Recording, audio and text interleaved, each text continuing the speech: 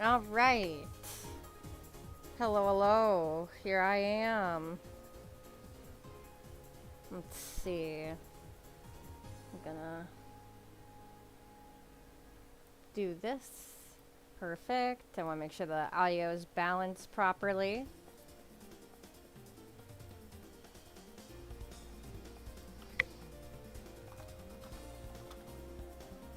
Breakthrough ace wall. I always love it when parts of the chat are cut off. That's so fun. Boop. There we go. Breakthrough aces wall. That actually makes more sense.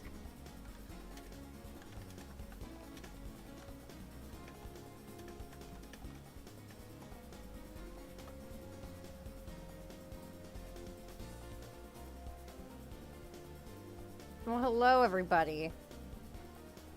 Hello everybody. Oh, I always do this. Boop, boop, boop. There we go.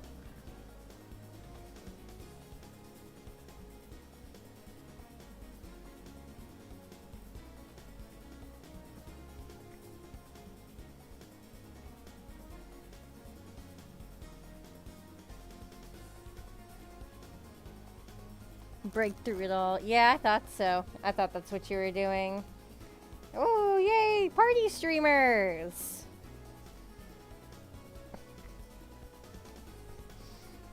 Yep, so today is thumbnail art day. I've got just a little bit of this to work on here. And then I got Crash's thumbnail I gotta put some more work into. There's a lot of stuff in the background I have to add here. Oh! And then I see my sweet hubby. I'm gonna abduct you. Are you ready? I'm coming over with my flying saucer right now. Hang on.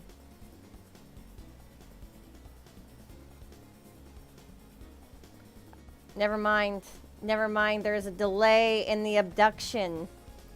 Abduction delayed. Anyway. Yeah, I'm gonna pretty much just work on this until it is time. Or until Crash comes in, I should say.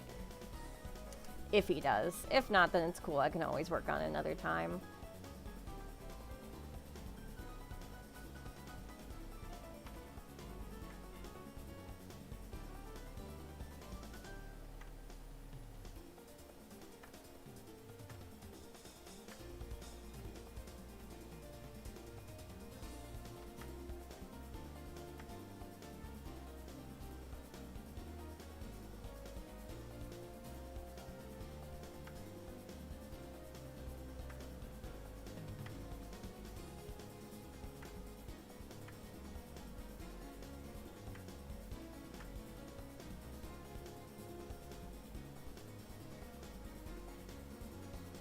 But I will excite.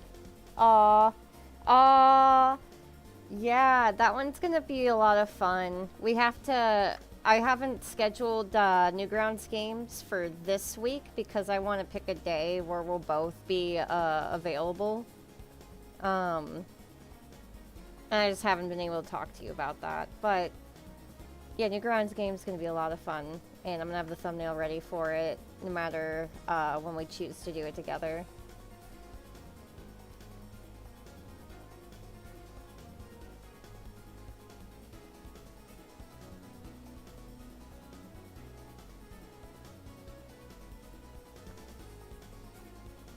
I love you. You're so damn cute. How's everyone else doing? Welcome to the stream, guys.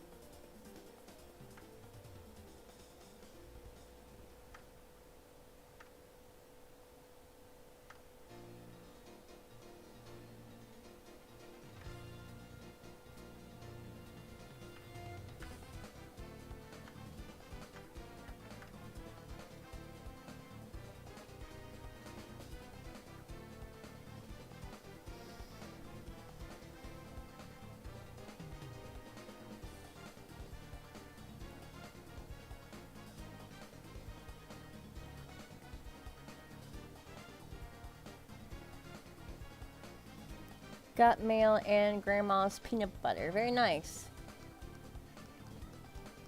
Other than that, slow day. Yeah, nice. I tried to go to Office Depot today to get new, we'll say, items for the project that I'm working on. But, like, I don't know, I guess. Because, like, the printers have been weird. Because, like, they were down the other day. And I was like, okay, yeah, whatever. And now the printers used to, like, convert the PDF files for me. Because I guess it won't print out PNGs. It has to convert it to a PDF.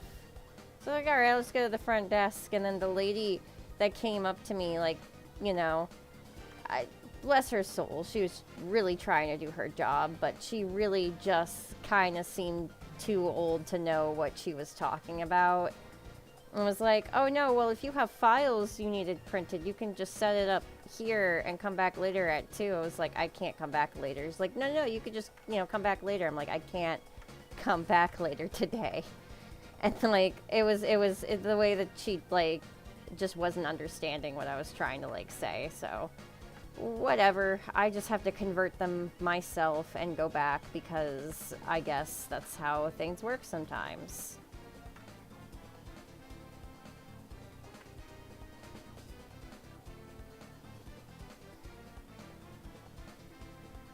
Draw Ace inside of Office Depot if it were in Ashley's furniture. Yeah, real.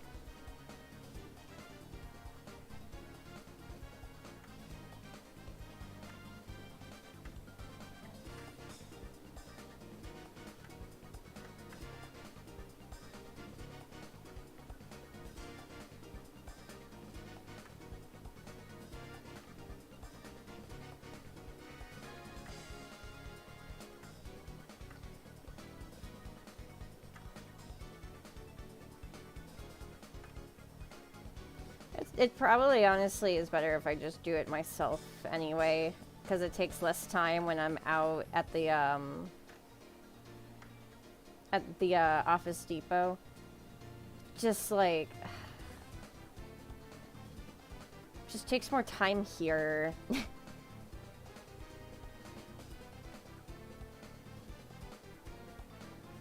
And then I have more files that I have to deal with, but just complaining about stuff. Whatever. It's been a nice day so far. Outside of that little hiccup, it's been nice. I got to go to the store, and I got some nice groceries. I've had a pretty chill day, just putting stuff together and, you know, working on projects on and off. Oh, you know what I can do real quick? I can show you guys what I did earlier when I was like warming up this morning. Hang on. Where is it? I opened up so many files, it shit just gets lost. Whoa. Boom. It was like already kind of half finished. So I like finished the little liner pieces that weren't done, and then I colored it in and added like some really basic shading. I don't know if I want to upload this anywhere or not. I just had a lot of fun making it. Wanted to show it off real quick. I should draw more Sonic characters, to be honest. I've just been more focused on getting these other projects finished first.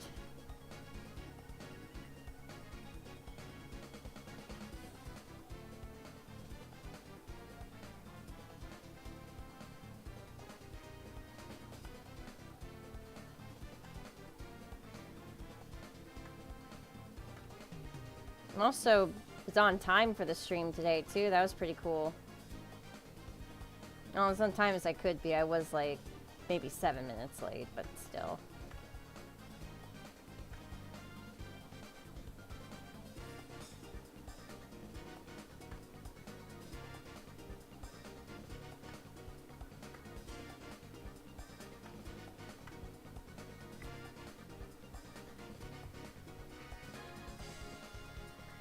Armadillo.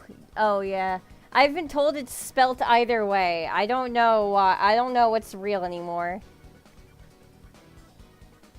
Diagram. What's up?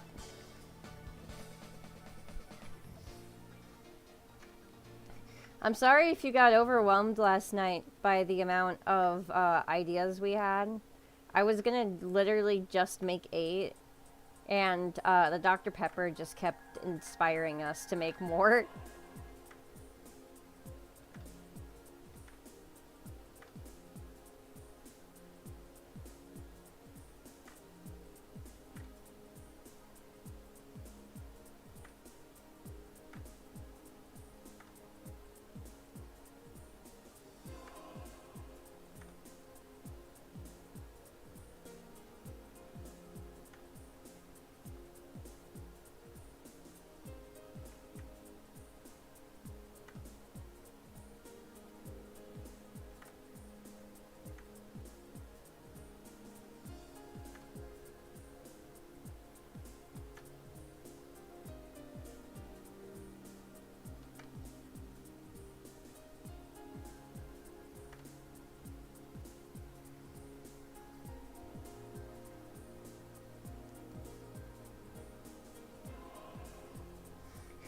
Well, at least the moment of your husband flashbanging me with 25 has been immortalized on Proto's stream. Is there a timestamp for that? Because I did go to Proto's stream like this morning, but I just skimmed through it. I didn't really I don't think I found the moment where he sent you all of them live.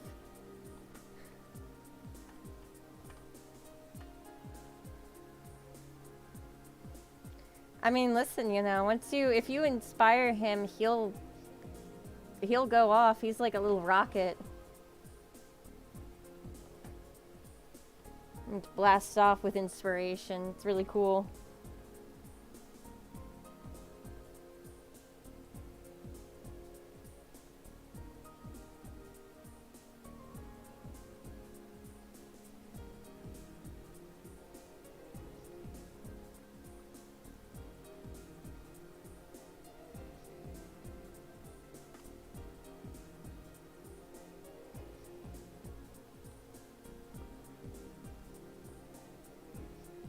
I hope the music's good too. I didn't want to make it too loud because I knew the Bisquick would be joining me as well as Proto in a little bit. Probably not the same time. Proto's a bit tied up at the moment.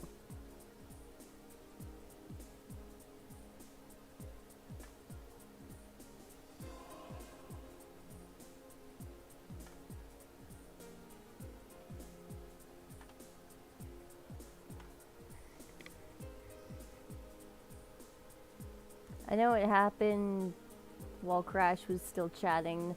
I still have an exact timestamp. That's fine.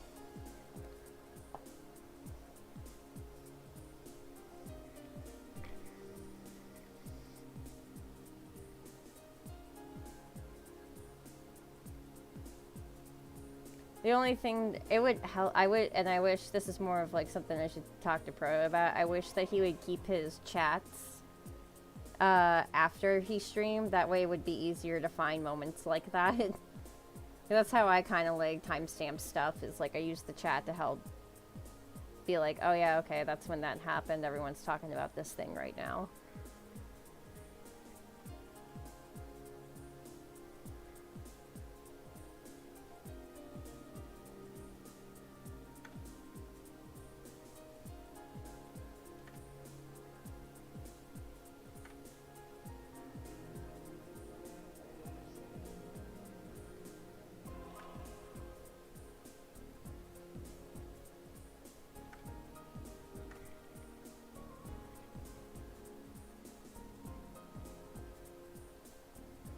So I had to turn off sprinklers and change the dog with water. Well, welcome back.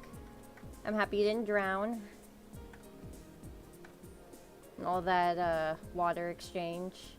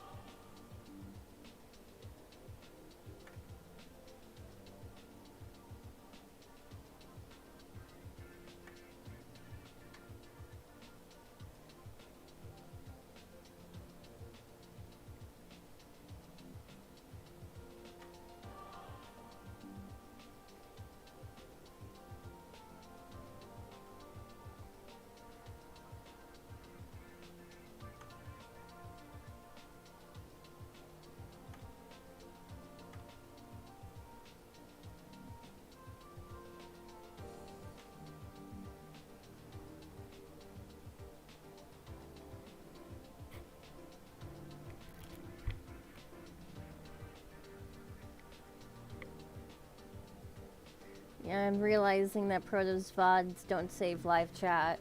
Yeah, I'm pretty sure mine do. Oh shoot. I did.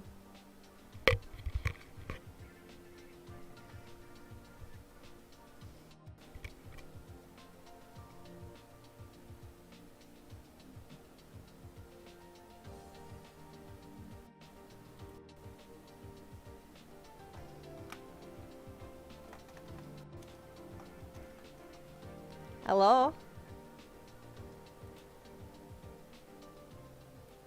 Hello, are you there? Hi.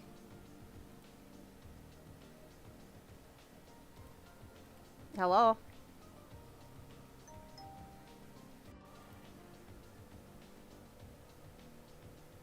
Yeah, you're not audible still. Here, hang on.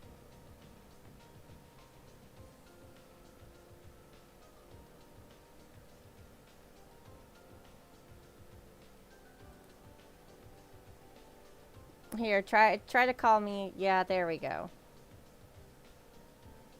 Okay. Damn it, why isn't it letting you speak?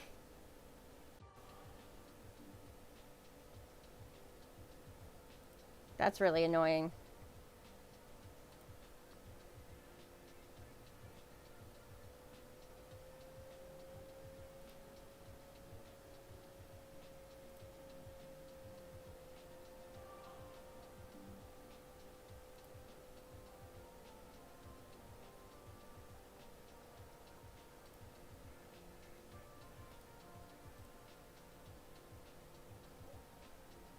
I'll try one more time.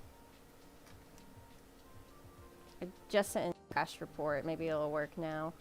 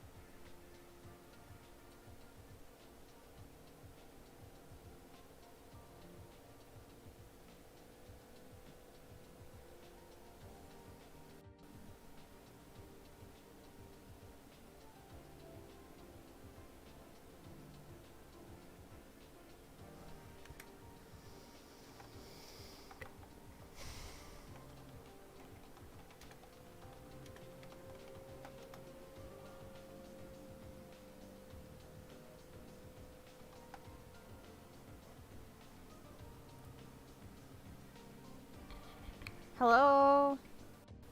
Please work. What's up? It was on push to talk. Yo, oh, that makes a lot of sense. Okay, hi. Hi, It sweetie. was on push to talk.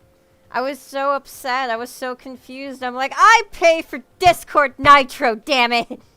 I love you. I'm happy you're here. Unknown streamer gets upset about how they pay for Discord Nitro on stream. I pay for it, alright? I should get top fucking service. Unknown streamer repeats how they pay for it despite joke already being done.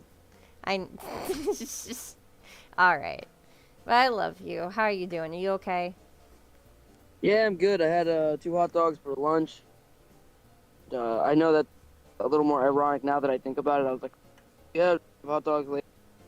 I think about it, and then I'm the whitest kid you know joke casually. It just, yeah. That's okay. I do love it how every time I'm like, yeah, I'm gonna make hot dogs, I feel like you slip in a hot dog somewhere somehow in the day. Hot dogs are good though. There's no way. Yeah, I gotta prime my stomach for that. I can't just put hot dogs and call it a meal. I need to know that I'm trashed. Yeah, you need dog primer in your stomach. Yeah, no, I'm doing good. Sounds like the episode last night. Yeah, real. Oh god. I'm also discovering I cannot clip Proto's VODs either. I think he may have features disabled. Yeah, he He was out of the streaming game for a while. So he may have not even went into his settings when like YouTube did that big update a few years ago, to change certain things. That would make a lot of sense.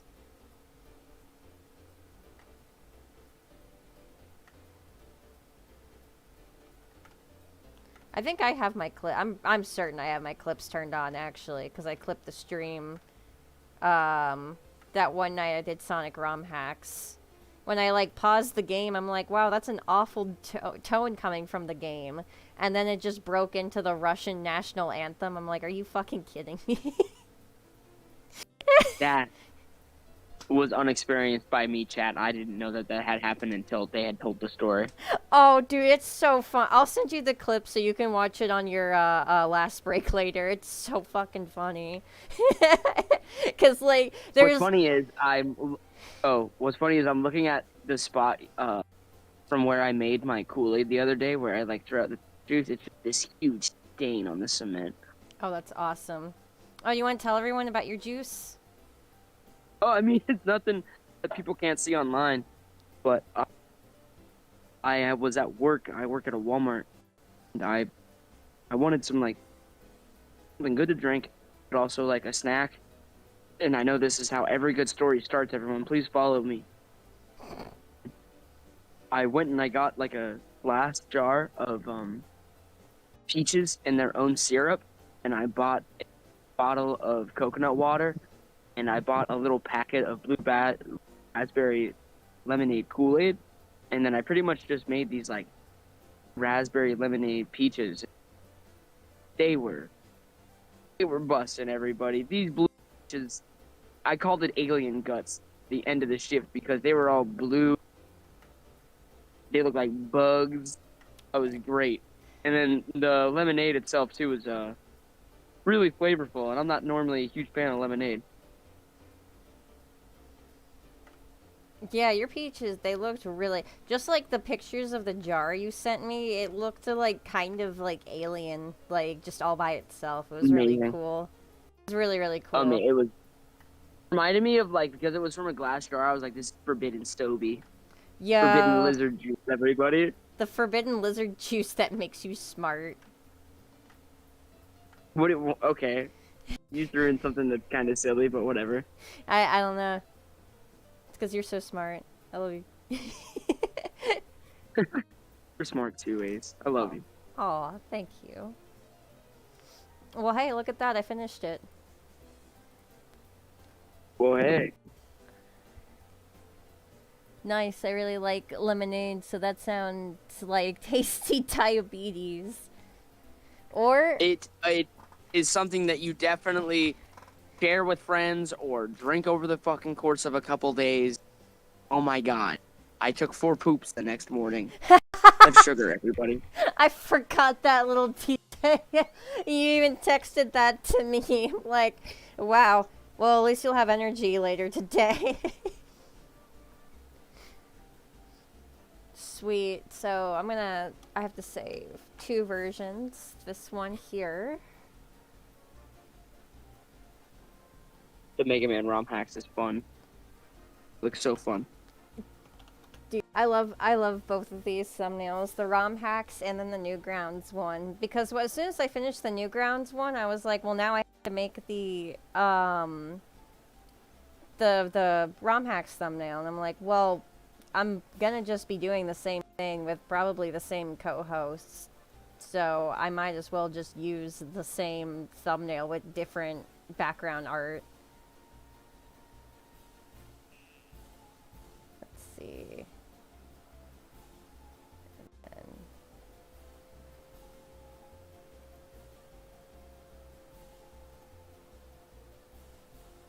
They sent me on my lunch a little late. I was supposed to go on lunch at 2.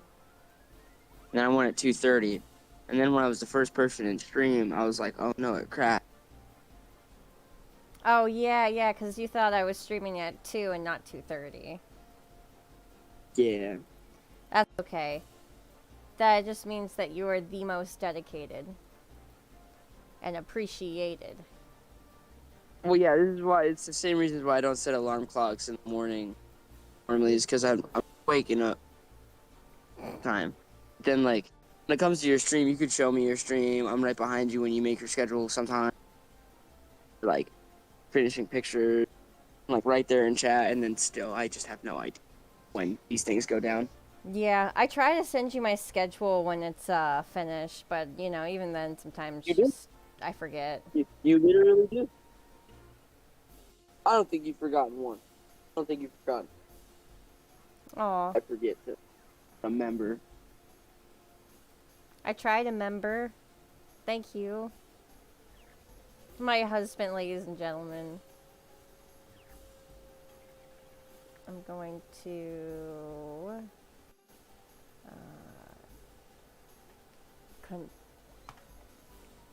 I think I can copy and paste whole folders. Let's find out. Yeah, that's what's up. And I'm gonna go here, and I gotta trash that.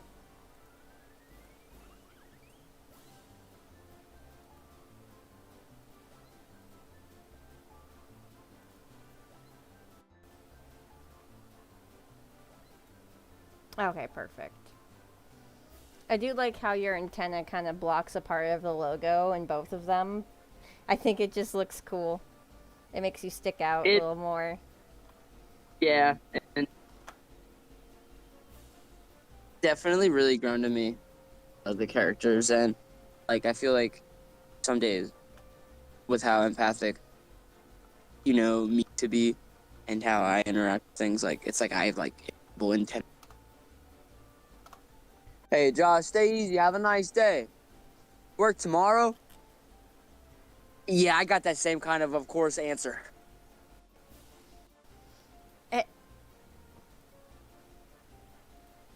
The people Damn, of Gummy Bee. Walmart. Live. Yelling in Florida a lot with no audience. Alright, now it's time for Crash's thumbnail.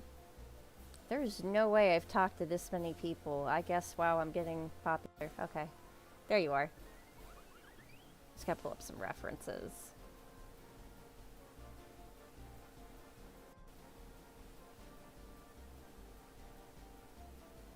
Imagine people that talk to more people. I know. How's anyone supposed to find any... Well, I guess there is a search option up there for a reason, huh?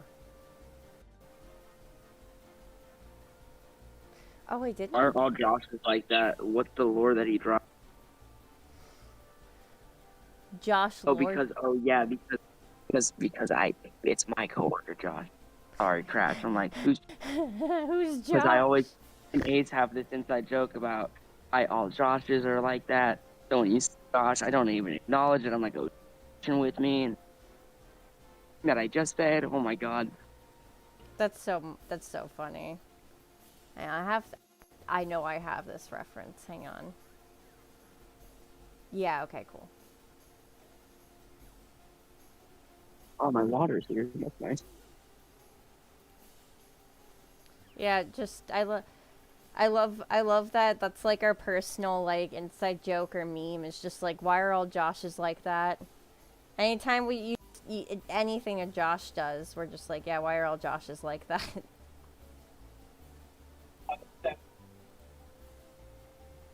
It's so real. It really is. Josh object impermanence. Oh my god. Josh, quite actually, Josh, the house, Josh. Of the Drake and Josh. We're getting insane Josh Lord drops here.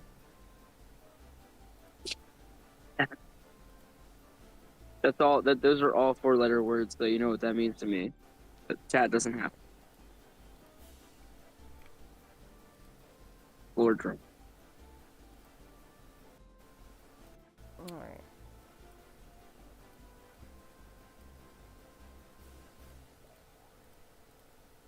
Okay, so this layer is meant for and sing Josh Posse. That sounds like a Saturday Night Live sketch. It kind of does. My name's Josh. You want to know what my name is? My name's Josh. Bet you all curious as to what my name is. It's Josh with the insane Josh. Insane Josh Posse in the house right here. I have no idea. That was great. You added to it like a champ. Thanks. That was a Josh front end champ. Josh front-end champ. You're the only front-end champion around here. Yeah, I mean, You've got the badge to prove it. unfortunately, I'm in uniform. It's I've like for a while just like I tell him, you know, he's my champion because like did a couple of things just because like, you know, he is my love, my baby. He's always here for me. So like, yeah, he is my champion. And then also kind of like a play on the "you're my little pog champ" meme. I've called him my champion for a while. And then out of nowhere, one day at his job, they gave him a badge that just says front end champion on it. And he was literally like, did my wife put you up to this?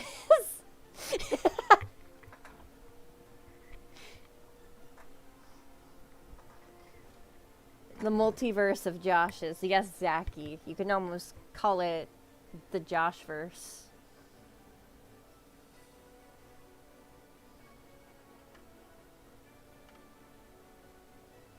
I'm speechless, even Crash. Cute to hear her tell the story, because I always tell the story. Aww. And we lost 9 viewers that day. And then we lost because we're that gay. No. I'm just really happy we have what we have. You're so sweet. I love you. Guys, I don't pay them to say this, and if anyone's out there in the void trying to be like, how do I get girlfriend?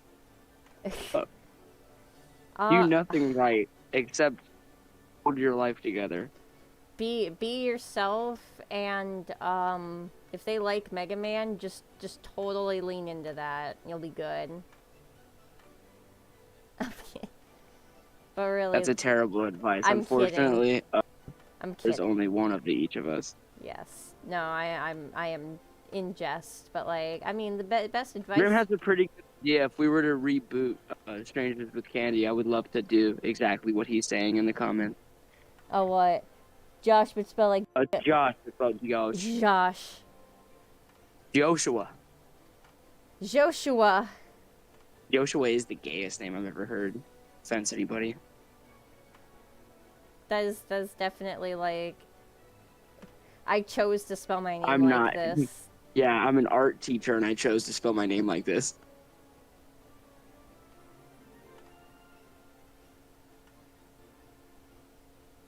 I'm doing this right. What in the Chicagoan is in the comments right now with Grim?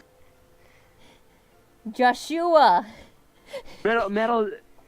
Zachy, I'm so taken by your joke. It's like it almost worked, and then there's the wedding. Joshalomu. Or Josh. No, hold on. Joshalamu. Joshalamu. What kind of JRPG wizard name is this? Yes, you must. What? You know what? That is some RPG JPEG affected late 90s forgotten. I think the only thing worse than Joshalamu would be Gerard Chalet. Gerard Chalet. See, and I feel like Gerard Chalet is like actually the name of like a witch, an old witch.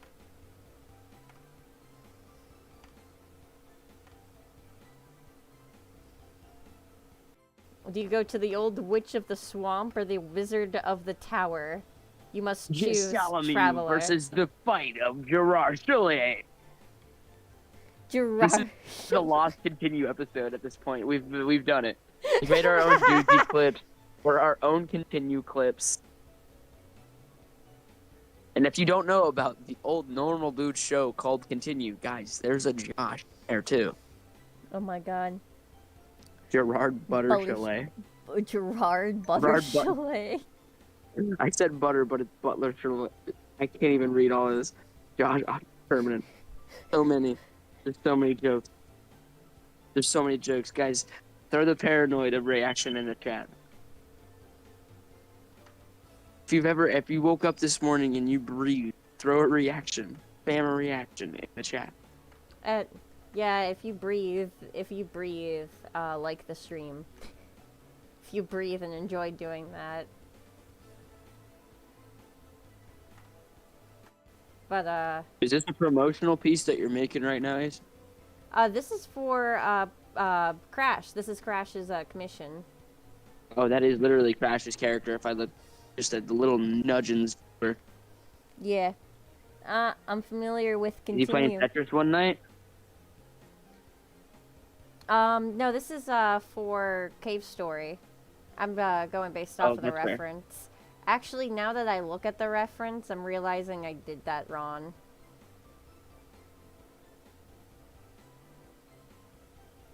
That's okay.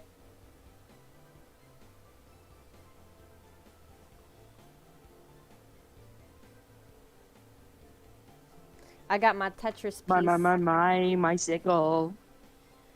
Ooh, he's got some shiny wheels. Some shiny wheels. And it's got a bell that goes ding, my sickle. My bicycle. Crash, do 90 push-ups for my sickle? Soft hands. Soft.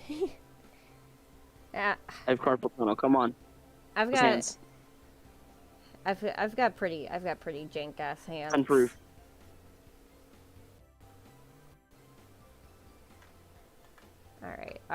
Alright. So, let me get this right this time. It's done. You can't get it right anymore. I will get it right. There's only one chance. You've Uh, blown your chance to be an artist. Proving Never. yourself to be a lackluster industry failure. Actually, that's a solid rectangle, Ace. Go for that. Not Hit that. sure how A 90 degree. caught do it. up you are. There we go. Okay, I think that looks good. And I just gotta like make it look 3D, and then we're good. But does it look fun? It looks a lot of fun. Does it look fun 3D or it's gotta look more fun? Imagine being on the team of the Super Mario Galaxy movie. Oh my god. This shit's gotta look fun! Everything has to be fun, guys! Are you having fun yet? Yeah, being an animator, Yeah. being an industry animator is a nightmare. Gotta That's why get I don't do it. That immersive. Holy crap, it's why I just don't do it. Is Chris Pratt doing okay today, Mr. Director? Chris Pratt is fine.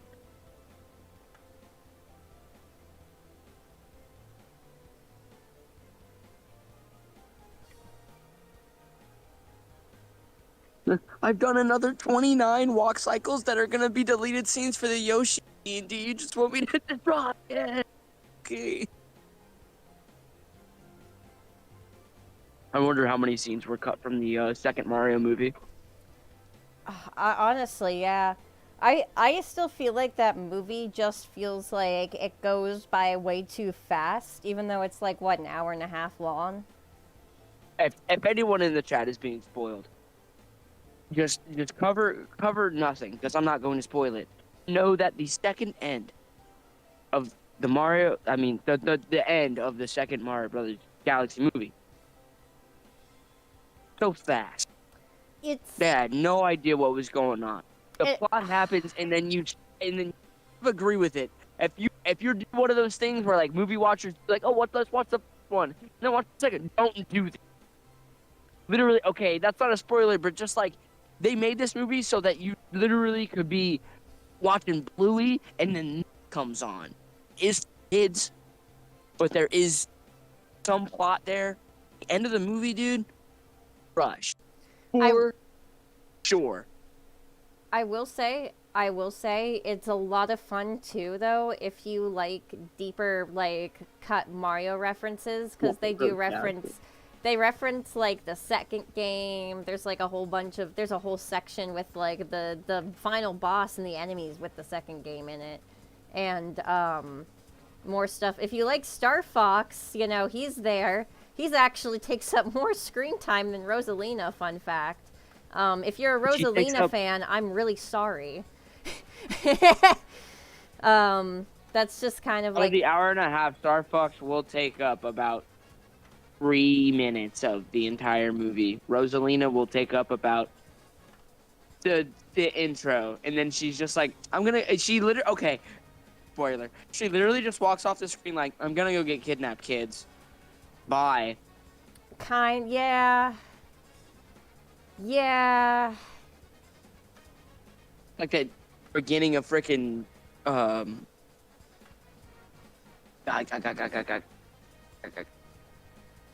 that hard game where Demon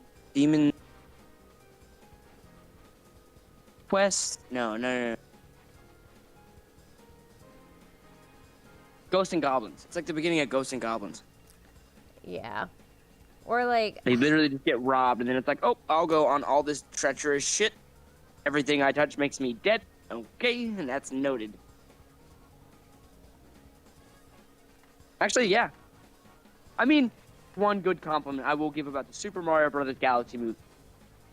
Watches like how I think a video game movie should watch. it was really pretty too. I mean, you know. And of course Jack Black is just hilarious. No complaints there. He had good moments throughout the movie. Yeah, Grim, I completely agree. I think that Ready Player One whole saga was rushed as well. Then the book itself was just made by some guy in the...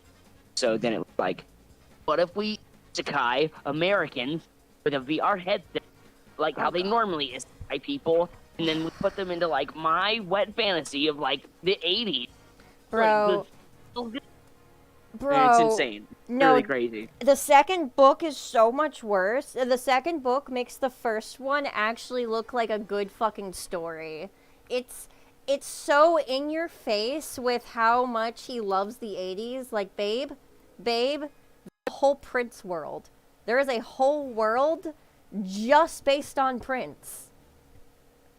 I'm not kidding. And Well, there's if you're obsessed with the 80s, that does make sense. an entire chapter just exploring the Prince world and the different types of princes. It's a lot of fun if you're a Prince fan, but at some point you're like, I'm sorry, wasn't there a plot happening here? And then the book just does that like over and over again. It's so bizarre. And then what was the director? I always forget the name of the director that made the Breakfast Club. You know though. You know, right? That guy. Yeah. Yeah. I do. Okay, so I'm having a huge Brain Okay, no. fart, yeah. No, yeah. There was also a I think it's world. like John Hughes. I think, yeah. So there was an entire John Hughes world where like everything was like his movies and stuff, and like they had to It is like John Hughes. yeah, they had to figure out how to get out of the John Hughes world by like talking to like certain actors and characters. By It was pulling the milk from the back of the fridge and going to the aha sketch from Family Guy. type Good shit. Christ, it sounds terrible. It's so I watched a book review on it a while ago. It was very entertaining to watch someone lose their mind over it. It was probably more entertaining than the book would be to read. Well, we're gonna have to make a pointless montage that does help carry the plot along. Let's have a couple of bad ideas. There's a good idea that we circle back around to. Montage out of that. I wish I remember how they solved to get out of the John Hughes world, but because it was something kind of funny. Honey, where a montage. A montage. I have not read this book. Not an instant my character looked at the front cover. This book. And I don't know the name of this author. Dude, but I'm telling you, know enough about the first one and the movie is terrible. The movie's terrible. So yeah, bro, unfortunately a lot of authors, and a lot of inventors, engineers, people who quote unquote think that they're helping people into more typical cliche pitfalls than they ever will give themselves credit for. Mm-hmm. It's sad. And, all they have to do is take that step back and interpret quite honestly a little more wide, and they can cut off what they want to still obtain in their frame, so to speak. And it can be frustrating, sure, but every artist goes through their struggle. Dude, have a stroke about it. Yeah, exactly. I mean, you know And what? then you watch Bridge Kids, and then you're like, oh, sweet, a stroke. I mean, like, you have to really work hard for your art in the world and to be able to, like, even put it out. It's, it is grueling. I mean, like, it is different when you're younger and you come from the art community, but even then, I was definitely not given, like, the fucking red carpet treatment. I got harassed like everyone else, and it was just because my character was fucking purple, so it is what it is. We all just kind of have to come up I in our went own to ways. work at Walmart one day wearing purple and pink, and I literally got harassed for wearing purple. I remember Oh. that. Dude, people are assholes. Like, what the One of my most hell? popular TikToks. Uh, Not much longer. I got about less than minutes yeah, no as a worries. co-host. I gotta go in there. You can pop off anytime. Just thanks for hanging out, sweetie, and joining us. It was a lot of fun having you on. I don't think I've had you on yet since I started streaming again. That's true. And I'm excited to do the Mega Man X on when we're doing that at our anniversary. I believe so. Wait. That's tomorrow. Oh wait, no, I didn't have any streams planned tomorrow. That's right, because I was confused this morning because I thought our anniversary was on Monday, but it is tomorrow, which is Friday. I have Well, whatever. yeah, I have an art stream Saturday, and then I was thinking next Thursday. Do you want to join in for some Newgrounds games? I won't get off until 7. Is that okay? Yeah, we could make that work. Oh yeah, we can go live at like 7:45 and go to like 9:45. Yeah, actually, that's perfect because like I haven't been having to go into work till later, so cool. We'll have to do some troubleshooting and see if we can run some just scrolling around on grounds and playing some games for some during time.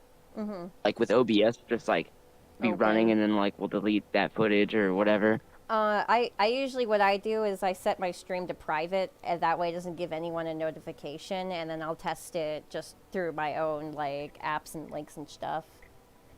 Yeah, cool.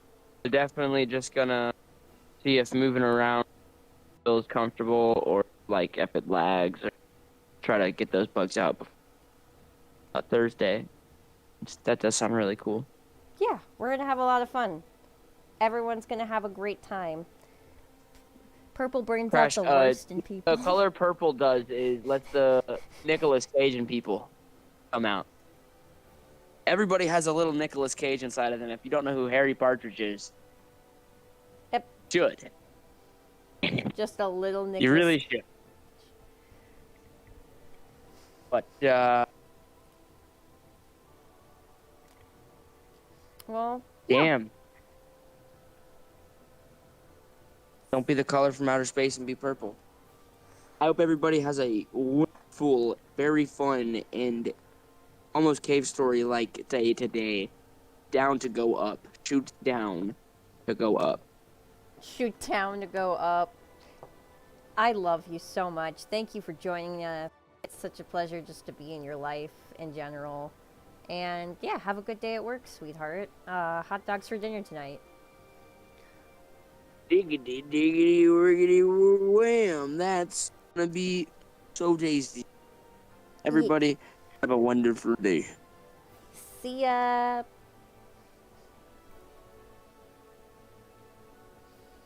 There he was, and now he is gone. I had to drop him off back at work from the mothership. Yeah, my husband, ladies and gentlemen.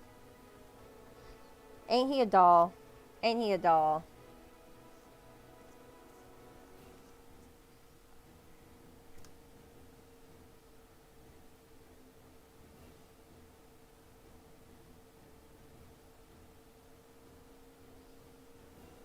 All right, but we are making good progress on the commission here so far. But yeah, that shit, by the way, that I was saying about the sequel, Ready Player 2. Oh my god, it's so much more worse than than the first book, and let alone the movie. It is so bad that is. I wouldn't be surprised if the reason why there was never a sequel is because they didn't want to go based off of the actual sequel book. So they were like, you know what? We're just gonna not make it. No one cares enough.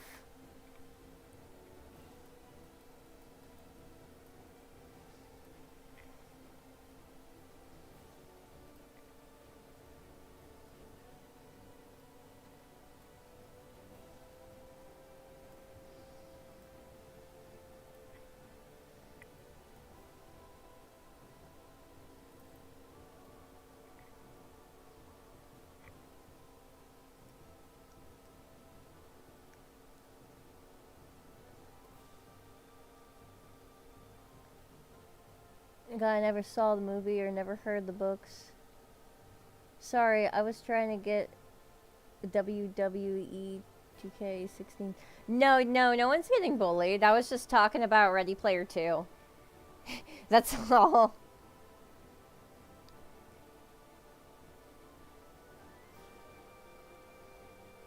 Oh, wait, because the crash said purple. No, it's because my husband was talking about how someone low-key was like, because like what happened is that someone like walked up to him while he was wearing a purple shirt and pink shorts and like kind of low-key harassed him, made some insinuations about his preference.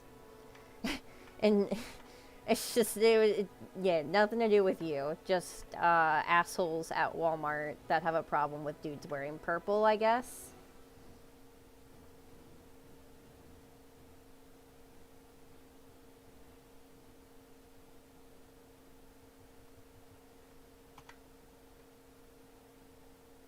Alright, so I think I know what's actually wrong here, and I'm going to fix this.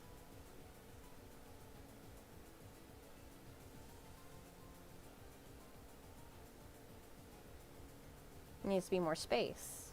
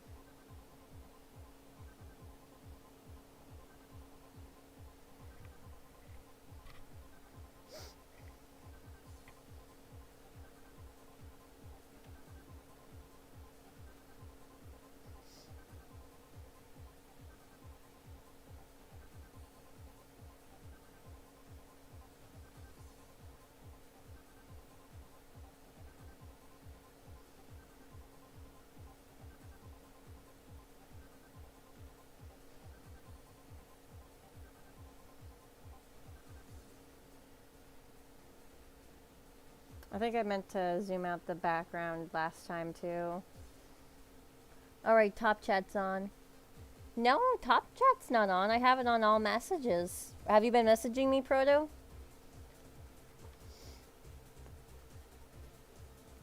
That, or maybe I just have to refresh chat. Hang on.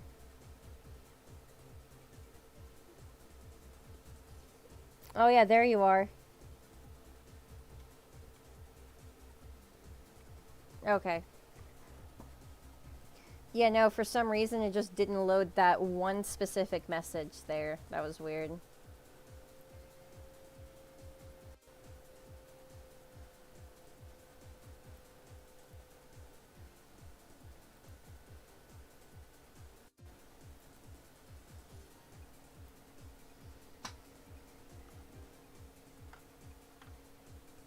Anyway, I'm here now. And the Proto's here. Hello. Just doing some job hunting. I was out and about, so that was kind of annoying, but hopefully it's worth it. Yeah, hopefully. Put in work like that. Not much happened while you're Especially gone. since I'm going in person, so it gotta be worth it. Yeah.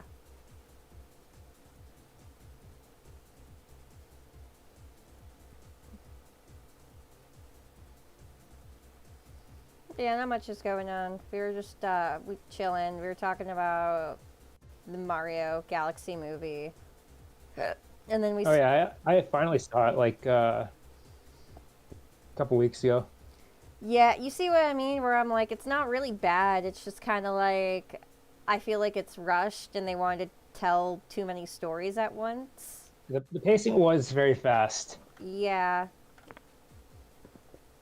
Like the best way, like, excuse me, sorry, I just got a little dust in my throat. The best way I could compare it is, my best analogy for its pacing is Jack's getting all that information beamed into his brain. That's what it felt like to me. Yeah, that's kind of actually a really good summary of like what the movie kind of is. Like there's so much going on very quickly. Oh. Like I could have I could have like slowed down a little bit to like let some stuff. I also kind of wish they like leaned a little more into the the melancholic side of Galaxy. Yeah, they didn't do that. Which again, is probably Or, just a pacing issue. Like they wanted to Yeah, keep things probably. going fast. And also but give like, Rosa more screen time, but that's kind of just an obvious thing to say. Yeah.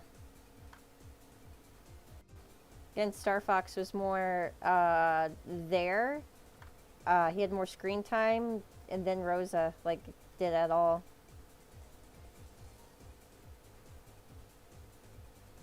I'm still not sure how I feel about. Wait, do I want to spoil part of the end? Nah. Is it too soon? Yeah, don't spoil it yet. Biscuit and I didn't spoil it. Okay, I don't have to spoil it. But yeah, it is kind of jarring that Fox has more screen time than Galaxy's most iconic character. Which I'm still happy to see like Fox on the big screen, but Yeah. I have a didn't share. I have a friend who all of his recruiters are telling him they got no jobs for him. He has to move back across state lines to his parents soon because no job. Jeez, man. Yeah, I know. It's just rough right now. Like, for the job market in general. A lot of times I either get ghosted or I get hit with the I get with like what the we want someone but we don't want you or whatever. Yeah. So, nothing personal, but we think you fucking suck. So we're not going to go with you. Yeah. Bye. Yeah, I know what you mean. HR is brutal. Yeah, they are. Meanwhile, where I live, like, they'll hire fucking anybody. It's absurd. They'll hire anybody except for people that need jobs. Only hiring someone with a full-time white-collar job. That's how it really is. Yeah.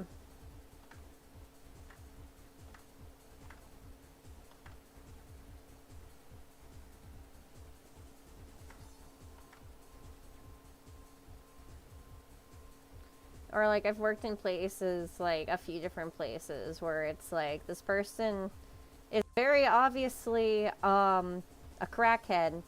I don't think we should hire them. They get hired. Turns out they're a crackhead. Turns out they do something unhinged. Gets fired. So, yeah, why'd we go through all of that when I like told you that that was gonna happen? That's great. It's because HR sucks. They sure do.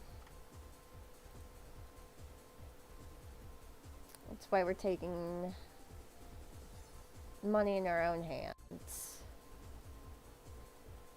I'm getting tired of dealing with it.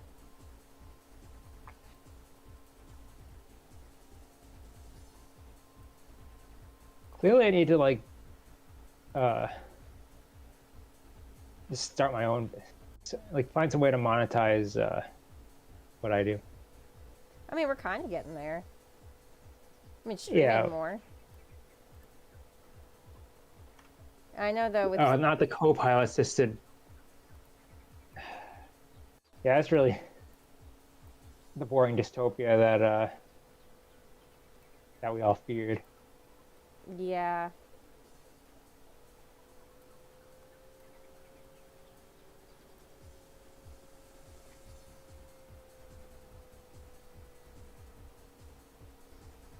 I struggle to get my TV to stream 60 hertz without searing my eyes has resulted in success. All I have to do is get DX Extreme to run properly. That's actually really cool.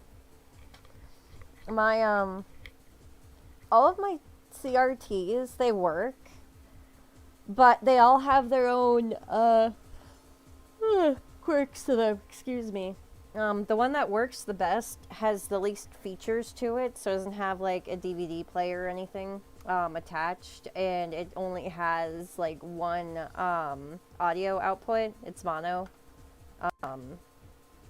But it again gives me the least amount of issues in general, just because it has less features to break on it, and it's just still a reliable TV. It's easy to carry around to places. Like, it's cool. I have a tiny Toshiba. That thing has a DVD player, but it's been jammed for years. Someone stuck a cookie in the disk drive. My mom's friend was like gonna throw it away, and I was like, I literally can use that. Don't do that. And it matched a bigger TV that I had. It literally looks identical to it, so I just named the TV Little John, because the big one's name was Jonathan. Going with Robin Hood theme naming. Yeah. Why not? Welcome back, Zaki. Welcome back, Zach. We're talking about Ace's band of merry appliances. My merry band of appliances. Yes. What else? What else? There we go. That looks nice. Actually, that does look really fun. I like that so far. How does Crash feel? But, oh yeah, and then of course the last one is Jonathan, who's the big Toshiba. His DVD player works sometimes. When it feels like it. Sometimes it doesn't feel like reading DVDs, and it won't read a lot of the newer DVDs I try to put in there.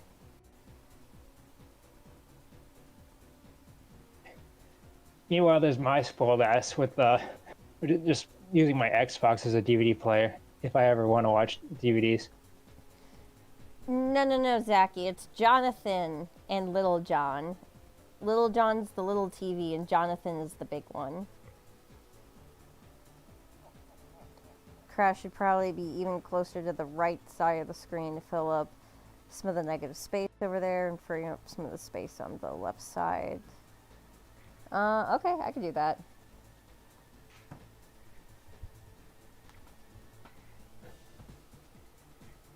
Yeah, I've just got the one flat screen TV. It was like, I think it was on sale, and it was I think it was the last Walmart TV that wasn't a smart TV.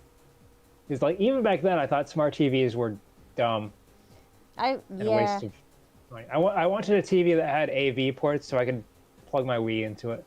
I've never liked the smart TVs.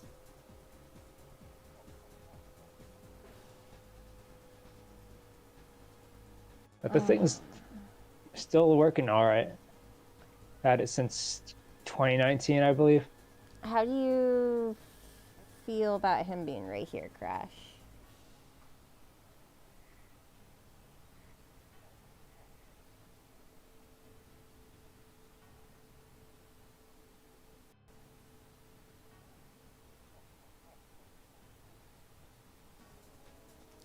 I'll fix the a little further.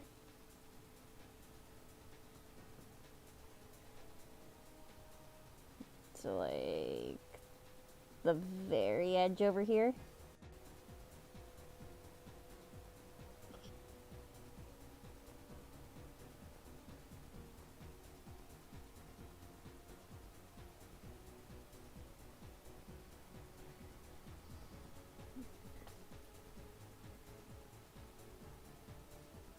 Oops, deleted a message.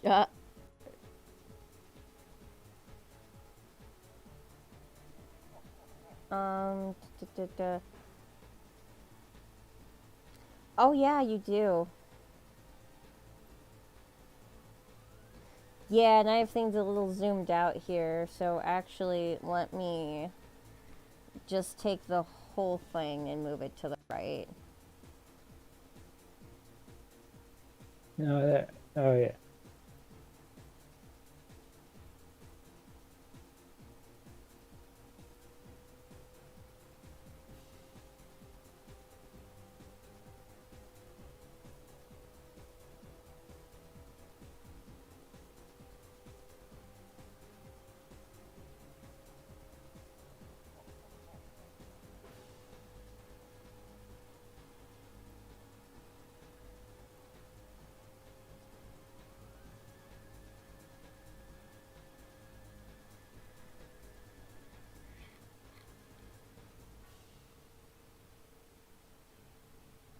Bring him upwards a bit? Okay.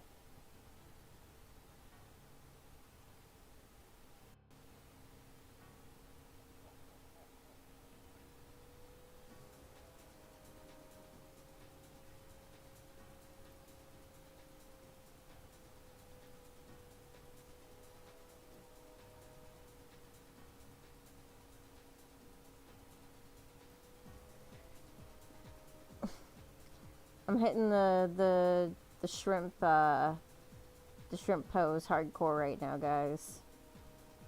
Not the shrimp pose. I'm in it. I'm there, shrimping. Sometimes it's necessary.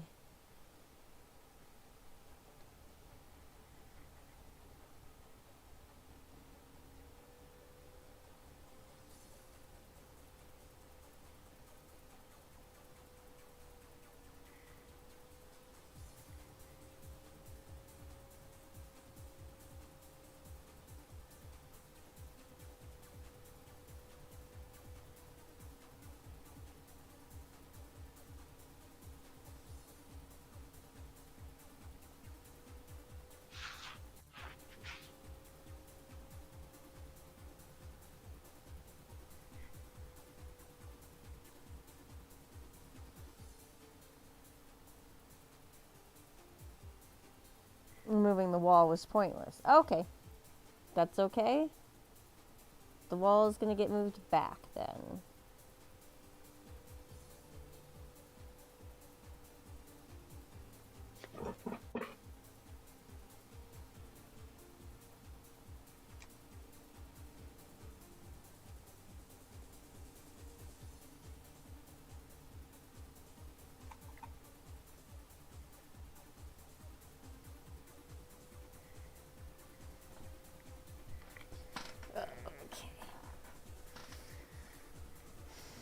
Meanwhile, I'm multitasking because working on some line art for a thing.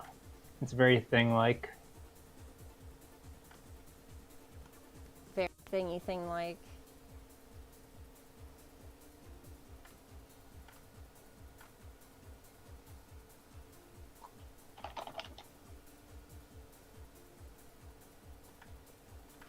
I know I keep asking this, like, a parrot asking for another cracker, but, like, you did see, like, and read through the new layout of the dock, right? I did. I liked it. Cool. Should be pretty digestible. Yeah, if you feel like you could, like, more accurately, like, go to the dock and understand what to do and when to do things now, and I've done that my job. If there's things that need to be more clear, I can make them more clear. No.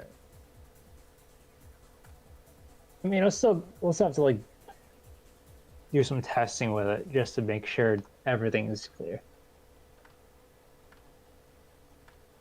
Just so things run smoothly.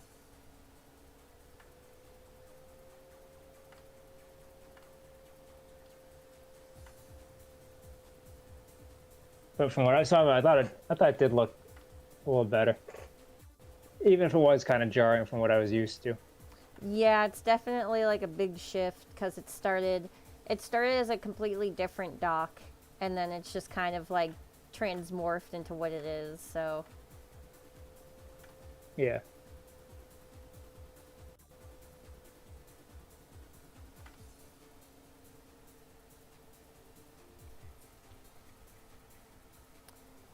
crash positioning now. Okay, very cool, very cool. I'm gonna make sure everything's all fixed and looks nice.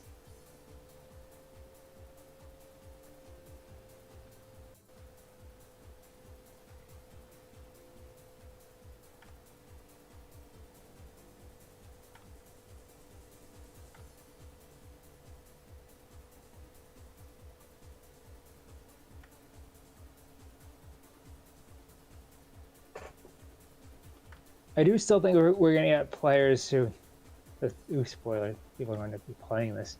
That's I look alright. at people who think it's all too much for them to read. They're like, oh, I don't like reading. Or I can't read or whatever, or I don't read or something like that. Like I see them like quitting it and misunderstanding, but it just sounds like a skill issue.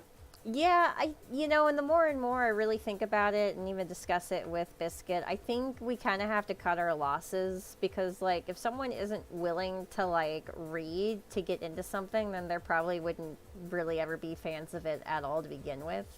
Yeah. Like, I was even thinking about it the other day. You know how my niece learned how to read? Because she was homeschooled, and, like, her parents are just kind of on and off, unwilling to like push her to like do things like read books. So she wasn't doing that, and it was kind of making me a little upset. And she wanted to play games with me. And one of the games that she wanted to play was Cave Story. And if she wanted to read the dialogue, like if she wanted to know what was going on in the story, I would make her read it. I would just be like, you can figure out what word that is. If you need help, just let me know. And she would just Here, sound it child, out. let's play a game where adorable rabbit creatures get brutally slaughtered and mutated into rabid monsters. It's it's very. Now let's watch all the Five Nights lore and episode 3 of Digital Circus back to back. Listen, someone had to teach the child how to read. Okay. Then we can watch The Thing. Then we can watch The Thing. No, I mean, I am the cool on. All right, listen. And then when we were done playing. What was it? Yeah, it was a couple years later. After we played through all of Cave Story, finally, I got her Freedom Planet. She was super hooked on Freedom Planet for a while.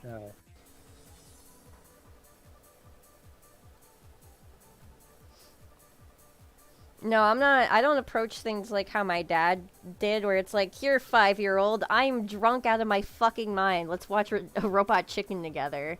It was more like, here, I know you like these things. They have, like, some dark elements into them, but, like, you kind of like being scared, so I know that you'll be able to handle it, okay? You know what I mean? You just have to know, like, the child that you're helping or working with. I noticed a lot of people my age group got better at reading by playing the Pokemon games of the time. Honestly, for me, it wasn't through, like, any games. I really liked the Goosebumps books growing up, and Magic Treehouse books, and I would read those, like, religiously. I never read Goosebumps as a kid because I thought it was too scary.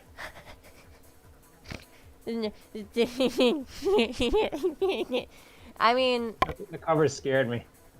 the cover, there's some books that had honestly pretty like disturbing endings to them, where like the whole thing is just like you know, a fun spooky tale with like scares here and there, but then everyone at the end turns out fine. But then like there's a twist at like the very last page that suggests that somebody fucking dies, and you're like, whoa, wait, what? What? And it's the end of the book, and you'll never know. Gratuitous death. I'm pretty sure, spoiler for 30-year-old children's book, but I think at the end of the Mummy one, if I remember correctly, like, the kid, he carries around the scarab necklace, like, the whole, book, and he talks about how the scarabs are poisonous, and this, that, and the other, and, it suggested that when they, like, broke the mummy's curse and, like, killed the mummy, that had some sort of effect on his scarab pendant. So when he went to bed that night, he said he felt it like crawling on his chest, and then he felt a sudden sharp pinch, and then the book ends. It's like, dude, they I mean, just it could've they just could've killed the kid. Gotten horribly maimed, but lived. No, scarabs are like one shot. They're extremely deadly. If you get bit by one, you're dead. Type situation. I don't think there's any kind of like anti-venom for them even.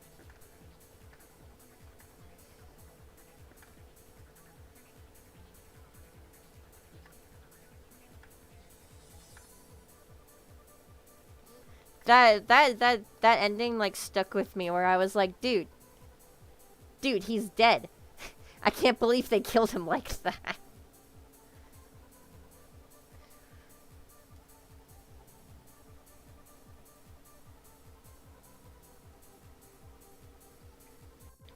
I mean, I watched Walking with Dinosaurs growing up, and visceral scenes, animals killing each other, and I managed fine. Yeah, exactly.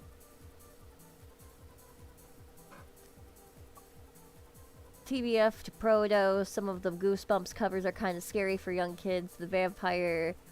Oh, the vampire one was pretty creepy. Dude, okay. You guys probably won't expect which Goosebumps book actually scared me the most when I was a kid. Unless, like, you actually, like, know me. But, it was the one with the giant ant. The giant ant one. Because I had a very specific fear of as a child of ginormous bugs eating people alive. I had a couple nightmares about it. And then, of course, as fate would have it, there's a local botanical garden that my mother would volunteer at that got these giant bug statues.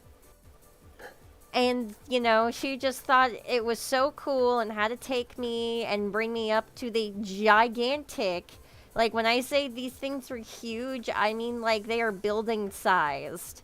And had me walk right up to them uncomfortably and take pictures next to them. I wasn't okay for weeks.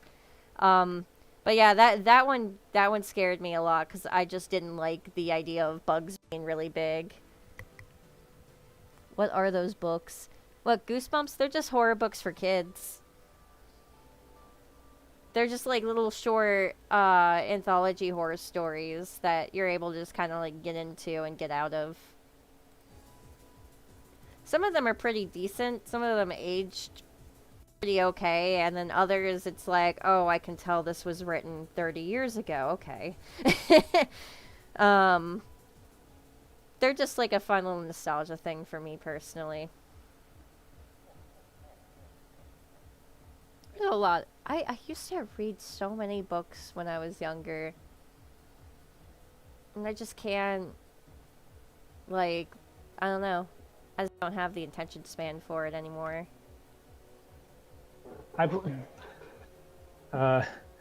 What should we blame for it this time? The internet. We blame something. I think we blame this on the internet. I mean, I'll listen to audiobooks, if I'm, like, really tapped on, like, stuff to listen to, but, like, I do kind of just miss, like, being able to find, like, a place to chill out with a book. They have those. They're called libraries. Yeah, that'd be really cool if I had a car. If I had a car. But I don't. And I don't have time either.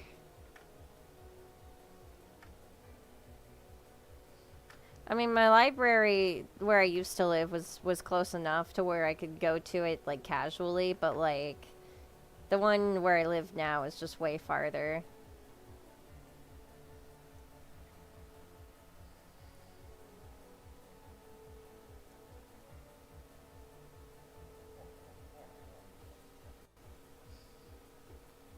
I think this story explains the coded crab spider jump scare in the comic. No, that's just more of, like, a gag with playing with, like, Coda's ignorance. Like, she just doesn't know. Oh, this thing's super cute! Well, now it's on your face, and you don't know what it actually can do to you. Good thing. Good thing they're, what's the word?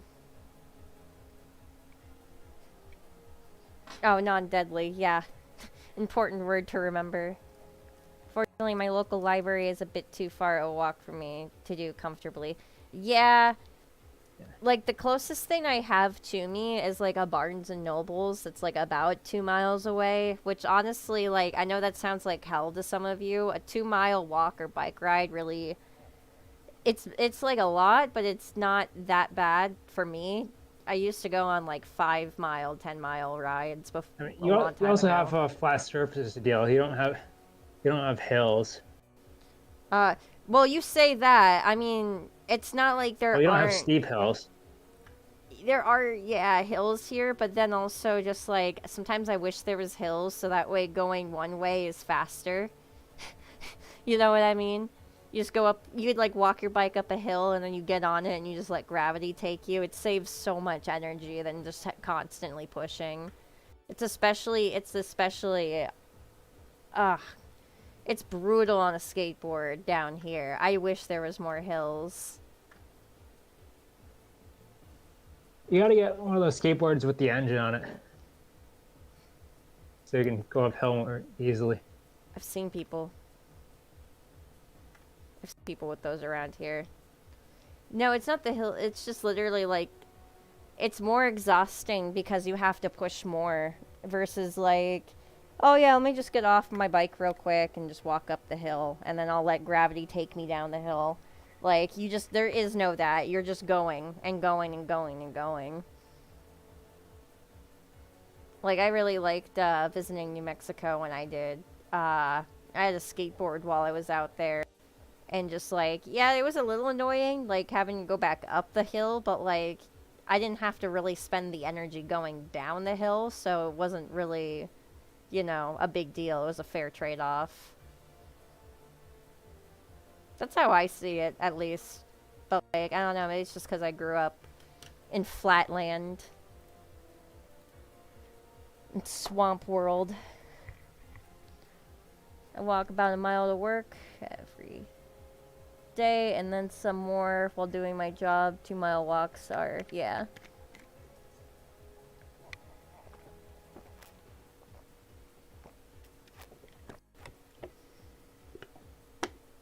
I grew up in, like, a small town originally. So, like, I'm not used to, like, everything being so, like, far and congested at the same time.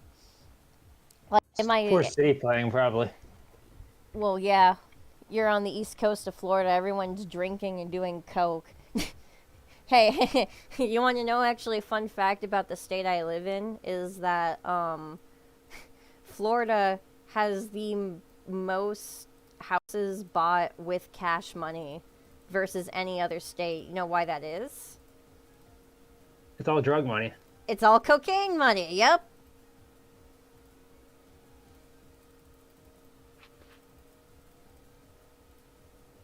All of those nice houses you see out at, like, Miami Beach, all of that was made with drug money.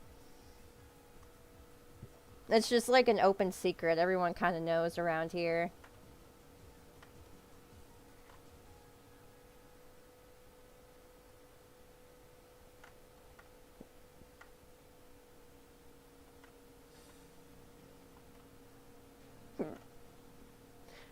Actually, I forgot to say anything before I moved on to line art, but this does look good, right? Right, Crash? Florida meth stocks in shambles. Coke money too dominant. Yeah, and again, too, that's more or less like Florida in the 80s. Florida, like, now, I would say, is more like 50-50. I'm learning so much about USA right now. This is Ace's Honest USA podcast. Welcome.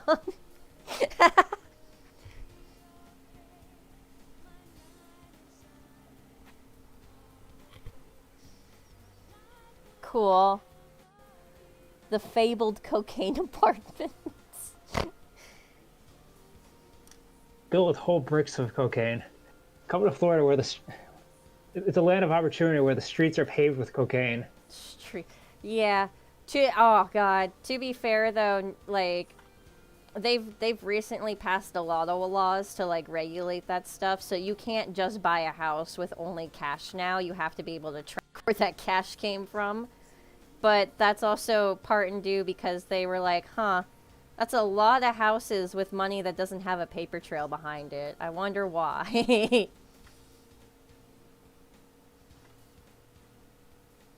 Maybe we should regulate this.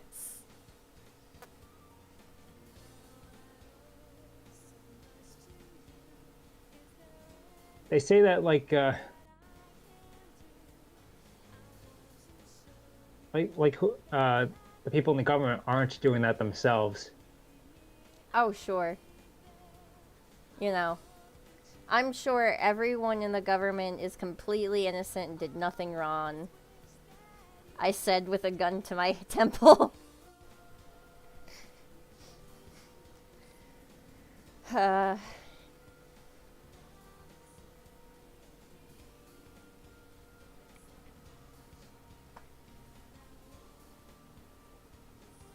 Florida is basically just a PUBG lobby. True! That's so true! It really is. They're just, and like... It's down to the language, even. You see just characters, oh my god, on a basis. Sometimes you just see, like, people get out of a car and you're like, dude, are they, like, in a movie right now? I don't know how else to, like, describe it, but that's kind of what it feels like. Yeah, I saw it. I just look out the window and just catch a glimpse of Sonic fighting Gordon Freeman's brother in the streets. Yep.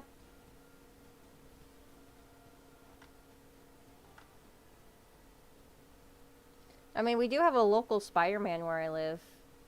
He, like, dances on the side corners for money.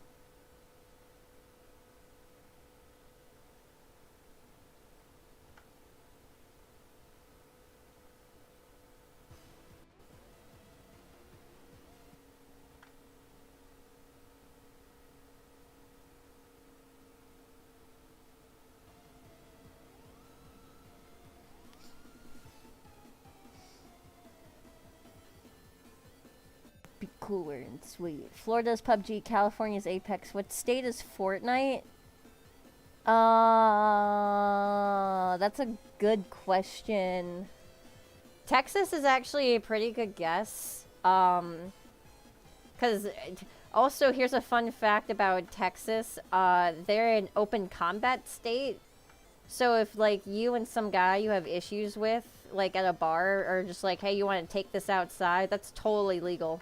As long as you're both consenting adults and you're both like, yeah, let's do this, that's totally legal. You can just throw fists in Texas. So yeah, what would the term be? PvP is always enabled once you've entered Texas. PvP is just optional in certain parts of Florida, but it will be automatically aggroed around certain individuals, so just be careful what gas stations you use.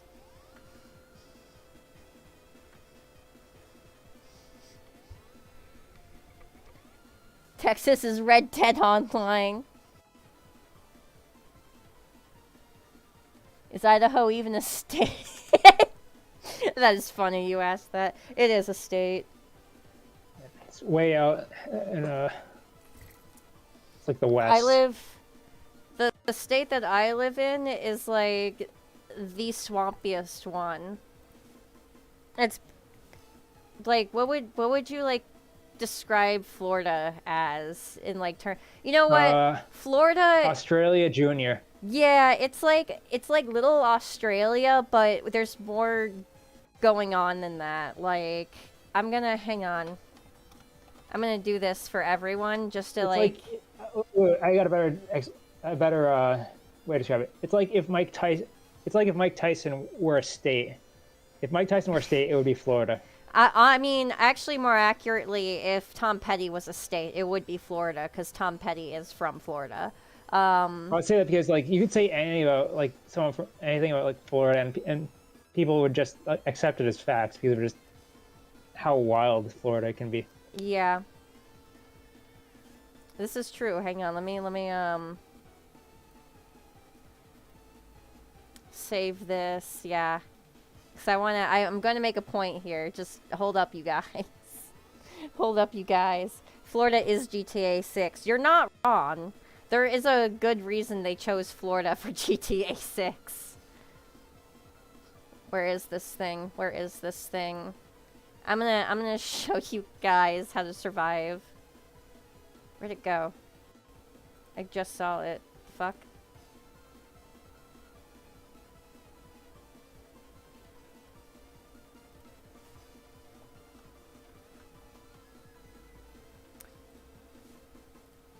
This is dumb.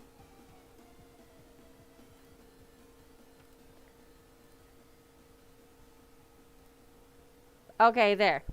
It wouldn't let me use the picture I wanted to use, but here we go. We're gonna start here. So, like, if anyone's ever been to, like, Georgia before, like southern Georgia, I'm gonna say, like, this area is very, like, kind of just Georgia, Alabama DLC right here. It's kind of just the same shit, but it's a little hotter and a little bit more tropic coated, right? So I want to say about when you get to like Volusia County, you enter a wormhole, okay? And this wormhole takes you to this land over here. This land of, was it? Okay, hang on. Yeah, actually, it goes down here. Center Florida. This is where Disneyland or Disney World is, and Universal. This is where all the theme parks are. This is where This is the Florida that I know. This is where all of the old people come to retire. It's basically just like tourism, capitalism city. And this little part right here, that little part's where all of the insane people I know are from. And then, okay, so you enter another wormhole. You enter another wormhole right here. And then suddenly down here, this is Little Cuba. Actually, hang on, I have to exclude the keys. This is Little Cuba. Like, everything down here is just pretty much just like a lot of Hispanic culture, Miami culture. You know, you've got the Everglades. But a lot of the people that live down here are the people that escaped from Cuba, basically, and immigrated to the States. So it's got a very large Hispanic culture over here. And then Key West. Guys. Key West is like another country. It's not even Florida. It's like it's next level Florida. Key West scares me, and I've lived here my whole life. Shit's just different down there. But yeah, that's basically the Florida survival guide. Wouldn't that make Florida Chuck Norris? Good point, Crash. It makes sense that Florida would be a PUBG lobby. Florida is literally shaped like a gun with a really big mag. Yeah, actually it is. I always thought that was very prophetic. It kind of is. Thanks for the information. I feel ready to do PUBG duos now. Yeah. And in case anyone is wondering, the most PvP enabled area is gonna be like this area here. This is where, like, the most, like, fentanyl is, the most hookers, the most crime. Just keep in mind that this is where, like, the very most, PvP is, if you visit Florida. Other than that, not terrible. That was a fun little side tangent. Can't wait to get the Florida Man in Mega Man 13. Absolutely. I unfortunately don't have any fun geography lessons about my own state because I haven't really gotten to like all of it, even though it's like way smaller than Florida. I'm just really passionate about Floridian history and like where I come from too, because there's just a lot of misinformation in general taught to us in schools about the history of America, and Florida is quite literally the catalyst of that history, but we're always just kind of like a footnote because no one wants to talk about, you know, the Spaniards. No one wants to talk about how America was actually like a shared territory for a little while. It's always a footnote, I feel like. Jamestown is not the oldest city in America. The oldest city in America is St. Augustine. It was founded in 1512, I believe. I think even at Jamestown, even when I was at Jamestown, it said it was the second oldest. They used to When I say was there. they used to say it was the oldest. Because my mom had to went on like a field trip there once, and that's what they told her. And then she came to Florida and like was severely confused that everyone was telling her that St. Augustine was the oldest city. But it is misinformation because I feel like they still teach that in schools even, that like, or like they don't talk about Florida being the oldest city in America because it wasn't a part of America when it became a city. I think that might be the excuse some people give. It's either way still incredibly important and foundational for us. Like, all of our railroads and stuff are in part to think too, like a lot of people in Florida, like pushing for more and more like ways for product to get transported, you know. Fun fact about Jupiter, originally it was actually just a train town. My husband the other night was just like looking at like different places on Florida on Google Maps just for fun, and he was like, why is like Jupiter Beach built around the railroad? This is so weird. And I was like, yeah, that's literally because it was a train town, and it had a couple of sister cities that are no longer here. I believe Saturn, I think Mars, Saturn, and Neptune. I think those were the other 4 stations in Florida. I'd hate to live in Uranus. Yeah, there was no Uranus. I remember that much. There was no I Uranus. think I'm recycling this joke from the last time we talked about Jupiter, Florida. But I think even in the It's, 20s, even in the 20s, they knew better.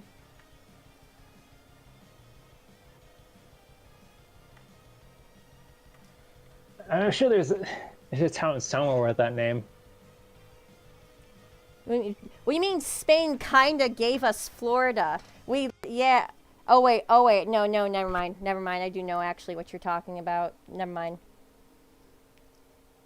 Like, no wars, battles, anything for it. Spain was just like, we don't want it.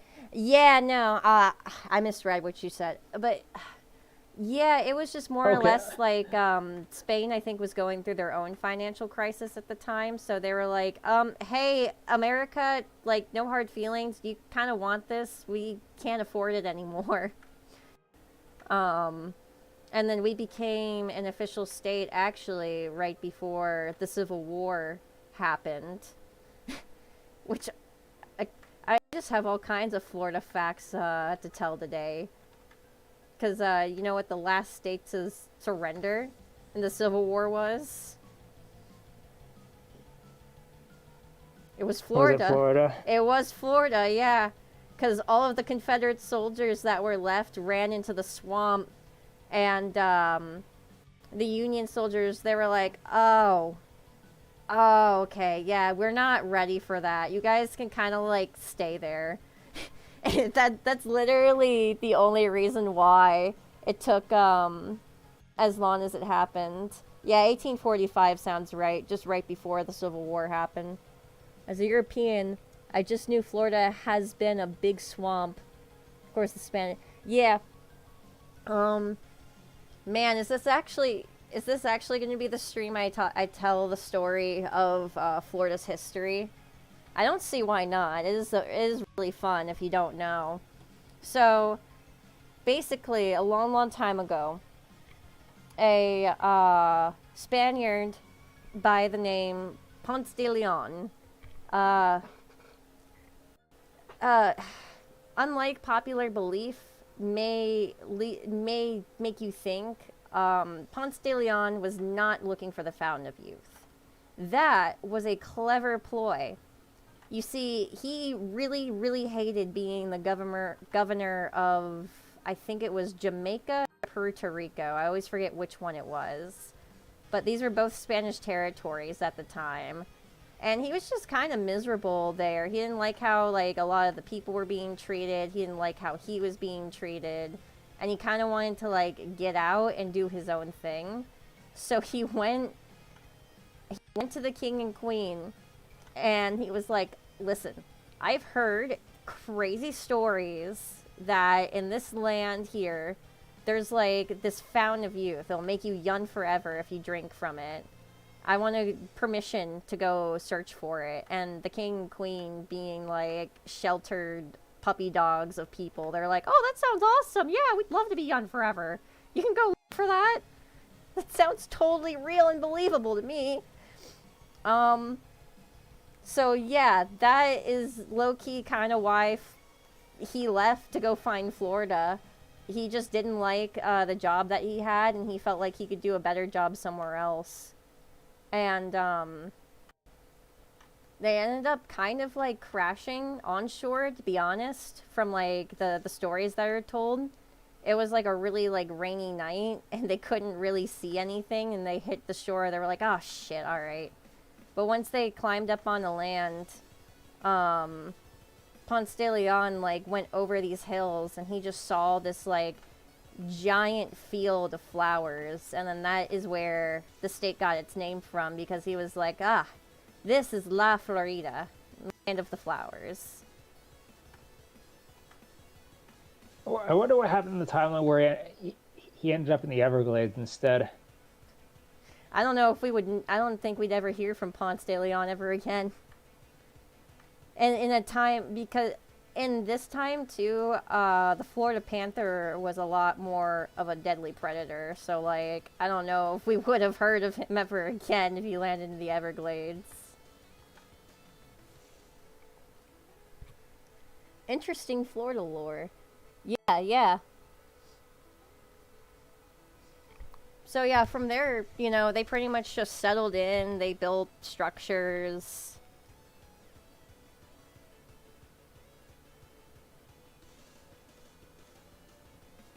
The fort, too. The fort is so cool in St. Augustine. Because they built, it's basically like someone dropped a whole ass castle in the middle of Florida. It's really cool. It's entirely made out of this substance called coquina. And coquina is just this kind of like cement shell based, you know, substance. It's really good for making like walls. And the other thing though about coquina is that it's incredibly absorbent, because there's a lot of like air pockets and stuff with it, so it doesn't like crack when things hit it. It just kind of like takes the impact. And so for a long time, the French actually, they were fighting with the Spanish over Florida. They really wanted the territory. And they even had a couple of settlements north of Florida, which is now what is known as Georgia. And they would come by, like, the shore where the fort is and blast cannonballs into it. But then in the middle of the night, the Spaniards, they would come out of the fort and they would pry out the cannonballs with a... with like a stick, and then paint over where the cannonballs were, because the fort also used to be painted. And then the next morning, the Spaniards would wake up on their ship, and they would see that like there was no damage onto the fort. They went insane. They thought this thing was literally impenetrable.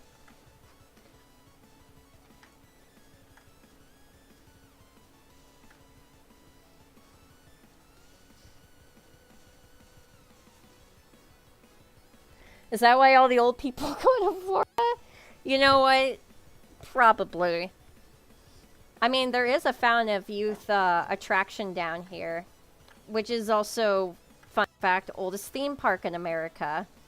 Or not America, in Florida, I mean. Oldest theme park in Florida, the Fountain of Youth Park.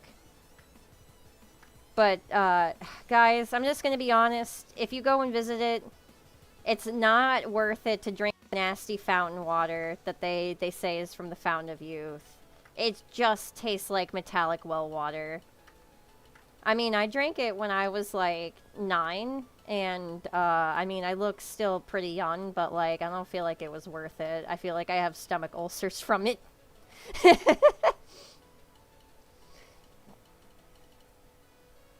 Okay, it's less about youth and more about putting iron in your blood Yeah. in case you have a deficiency. No, St. Augustine is really awesome. And I feel like it's kind of a shame that they don't teach about it more in American history in general. And again, I just think it's because it goes against that, like, American built idea that they try to put in our head, where they're like, well, that's not really American, though, because we just bought that from the Spanish. They sort of made that and discovered it. But I say that it doesn't really matter, because America's a melting pot anyway. We should just teach all history.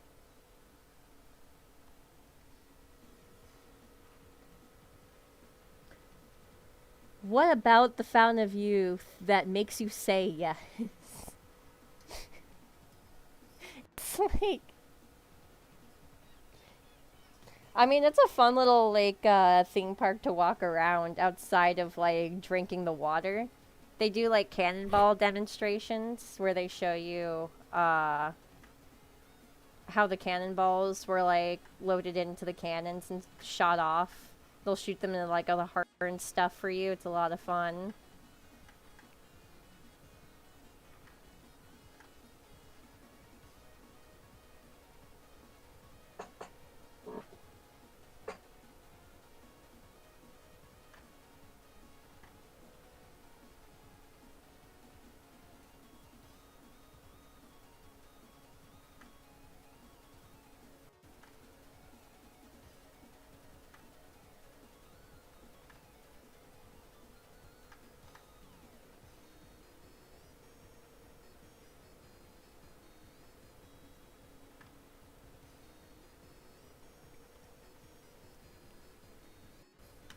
Alright, hang on real quick. I'm gonna go turn my AC on. Oh right, you're not dealing with cold, rainy weather.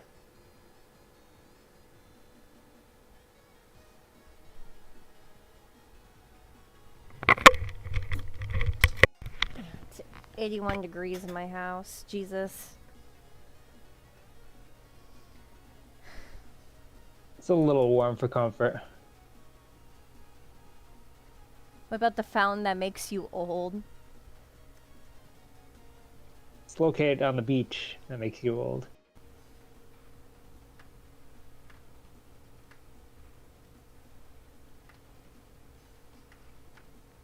Yeah, you guys unlocked my hyperfixation of Florida history.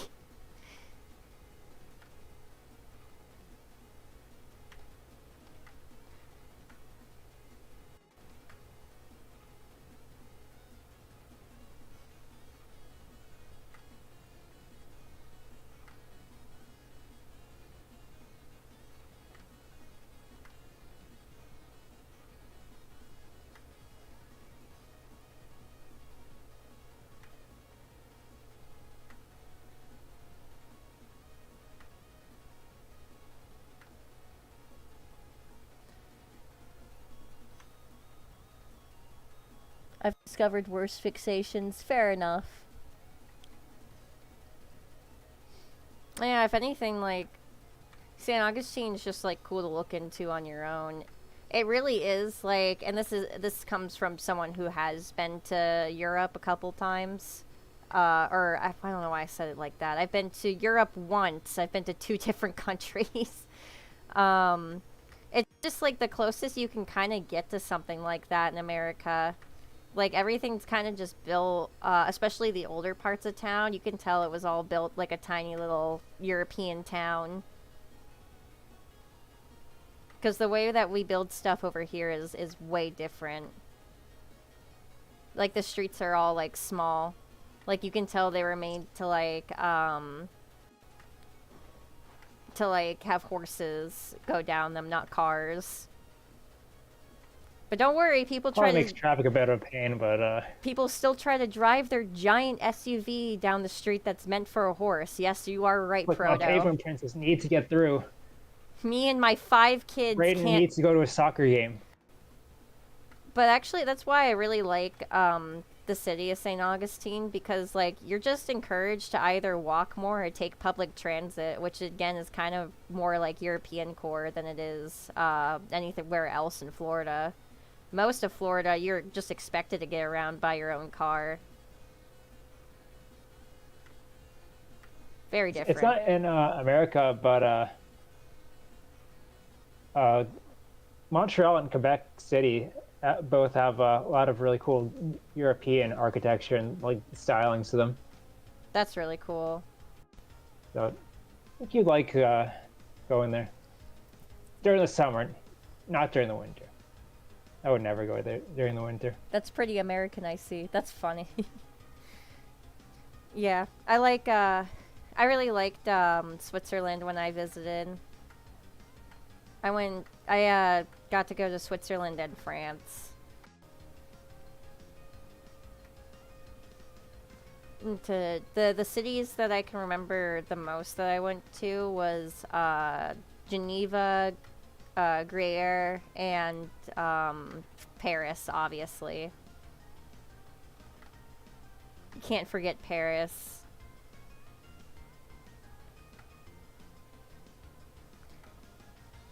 I had a very unique trip to Paris, too. Had that. Cause, like, my mom, like, you guys can see I have the history hyperfixation, right? And I do that with a few different subgenres, like my own state and like video games. My mom has the exact same thing, but she does that with music and musicians that she really likes, right? So Jim Morrison, fun fact, American musician, also born in Florida. Lizard King. The Lizard King, yes. He unfortunately passed away whilst he was in Paris.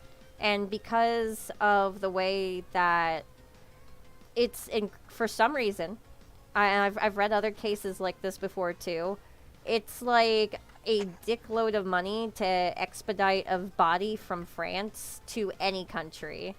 Like, way too much money. To where it's completely unreasonable for, like, even someone like Jim Morrison's stand, you know, with his money. So he's buried out in Paris for that reason.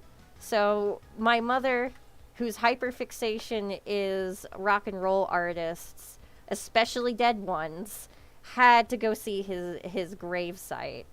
Just absolutely had to.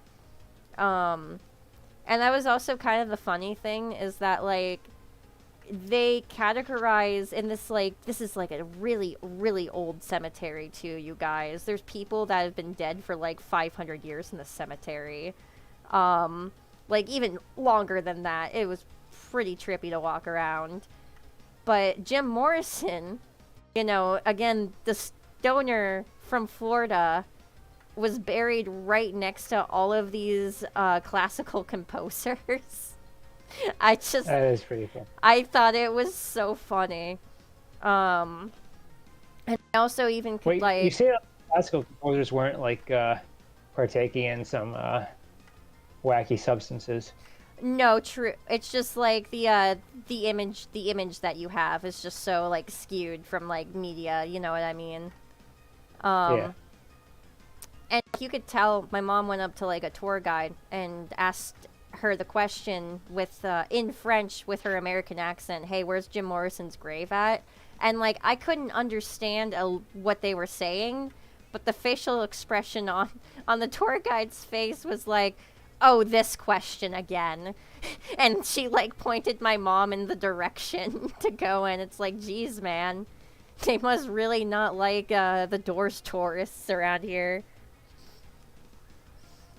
Yeah, there's probably a bunch of like classic rock fans all making their pilgrimage there. Yeah, it's not too uncommon, to the point where they used to have a bust of him, like where his gravesite was, but they had to take it out because too many people were bringing like spray paint cans and stuff and like graffitiing it and leaving um, like little things and trinkets and stuff and offerings to the Jim Morrison bust. They literally, at first, they put like plexiglass around it, and then they just had to take it out of the graveyard and they put it in the Louvre.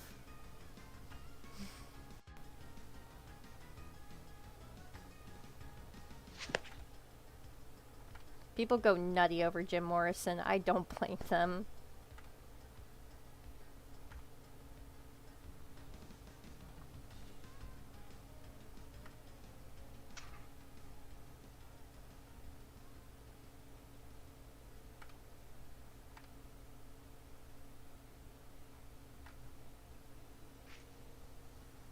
I think I've talked about this before, but eventually I do want to like bum around like Europe for for like a summer. Like if I had like the money for it. It's fun.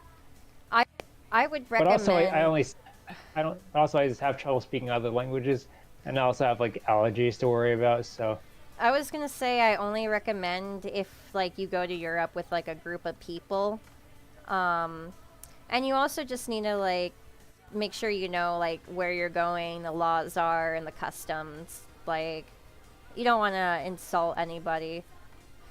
That and then also knowing where the laws are will. What the laws are and where will make you way less shocked for certain eventualities. Uh, you know what? Without any context, I'm just gonna say, go to the beach in France and don't stare contest. oh, my parents already told me about that. Yeah. In France and Spain. Yep.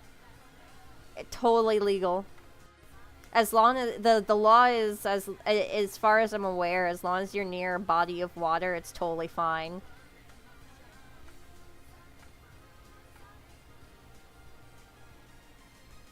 I mean, I'd be a little less bothered with if if there are people my around my age and not like uh, elephant skin rugs. Yeah. Even then, it's a beach, man. You gotta take what you can get. Yeah, it's a freebie. I mean, when in France, Yep.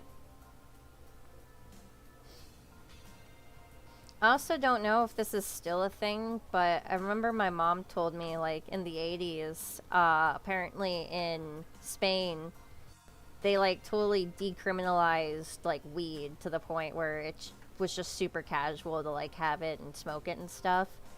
And they were, like, at an outdoor restaurant one night, like, her and her group of friends, and they were just passing, like, a doobie around the table. And the waiter comes up to them and starts taking the order from the person that like had the doobie, and then they pass it, and then the waiter just followed the joint around the table. that's that's that's one of my favorite stories. I'm like, man, Spain sounds kind of awesome. I'm not gonna lie. it's like yeah, it's nice and warm. Yeah, yeah, weed if you're into that. The architecture is beautiful. I wanna. If I go back to Europe, there's a couple of places I want to go see. I want to see definitely like, I definitely want to see Italy. I want to see Ireland and Spain for sure. I kind of want to go to Germany, but like it's not before any of those other places, if that makes sense. Like, nothing wrong with Germany. I'm just more interested in seeing the other places first. Yeah, I get that. Part of me thinks I'd only want to go to Germany just for the food because I like German food. The food be great. I want to go see the architecture. I always want to see the old buildings. That's like my favorite part. I mean, so the newer buildings in Europe aren't too bad either. A lot of talented architects there.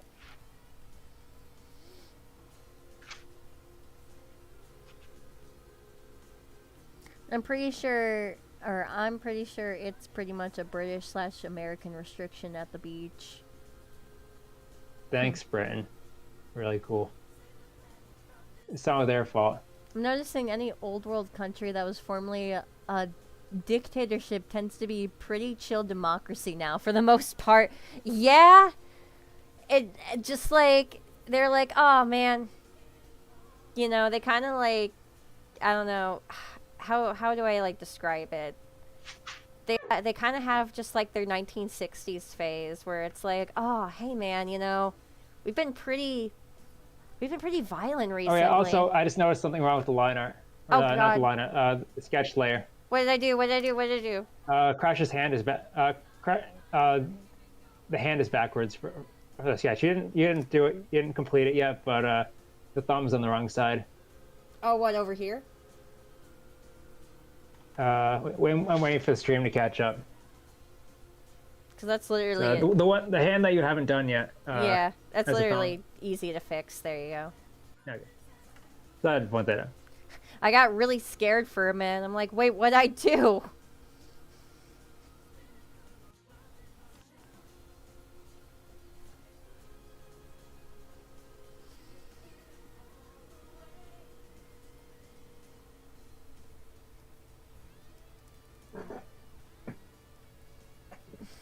Nowhere feels the most cool. Also remember to save. Good point. I just Yeah, you don't want to lose all your data. I wouldn't even say anywhere is like the most cool. It's just like these are the places that like appeal to me the most, and I would like to see more than these places. The correct answer is the Antarctic. The Antarctic is the most cool. Of course it is. Me and my friend Soma were actually talking about it last time we were hanging out. And like if Egypt was a little bit more chill, we'd like to go see Egypt. Are you gonna go? Would you want to go to the Pizza Hut The Pizza Hut. in Cairo, or was it Cairo or Giza? No, it Oh, was the Giza Hut. That's the Great right. Pizza Hut of Giza, The Great Pizza Hut of Giza. Yeah, I would. right across the street from the pyramids. I absolutely would. It's one of the funniest images in world history. I mean, that's just like, listen, like I almost can't even be mad. That's just like the greatest property purchase Pizza Hut could have ever made. They were like, wait, where is it? No, you're kidding, right? They have literally a view of the pyramids. Yeah, buy that shit right now. I don't care how much it is. We'll pay it back. We're about to have pizza view pyramids. I'm losing the ability to speak English. Just buy it now. I kind of wish they had like a specific novelty pizza just for that Pizza Hut, where it's like they have like pizza pyramids. That seems like a no-brainer. It would print money. Like, come on, tell me on to something here. The pyramid pizza. Wouldn't that just be a giant pizza slice? See, the way I envision it, it would be like four big pizza slices all like leaning against each other to make like a pyramid. I've seen some pretty cursed pizza creations before too. So, I mean, it could happen. Dude, did I tell you about the horrors of the calzone from Little Caesars? Do you guys know? Do you know, Yeah. Do you know what a calzone is, everybody? Is everyone in the know-how?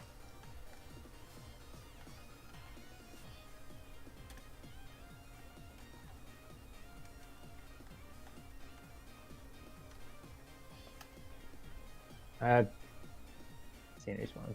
Yeah. Well, Chat. also on the subject of Scandinavian countries, I don't think I'd last very long there because these are the winters, and also because those are the midnight suns. Yeah, the It's Pataroni bad enough I'm already a calzone. night owl, the way I am, but Here, I would never get sleep in Scandinavia. Crash, do you want to see? Do you want to see? I know what a calzone is, but what the fuck did Little Caesar? So this thing, right? That's a calzone. It's a pizza with mini calzones at the edge of it. That's the one that they sold for the Batman movie promo. This is what they normally look like.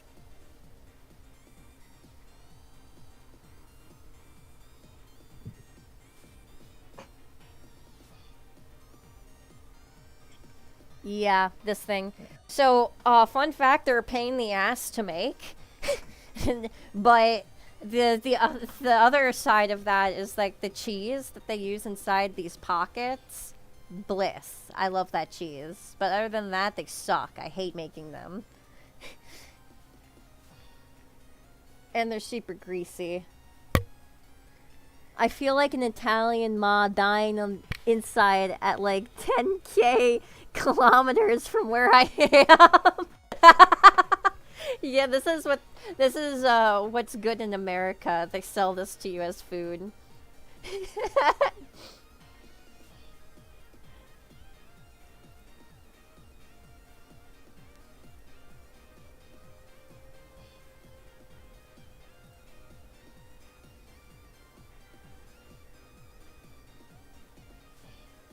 Making good progress.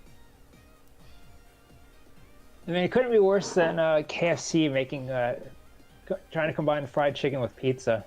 Oh god. And then there They was call the it pizza. and then there was the McPizza from the 90s that's still around at like 2 stores today. The only thing good that came out of the McPizza was the Krusty Krab pizza. I agree. At least I assume that's what it's supposed to be a reference to.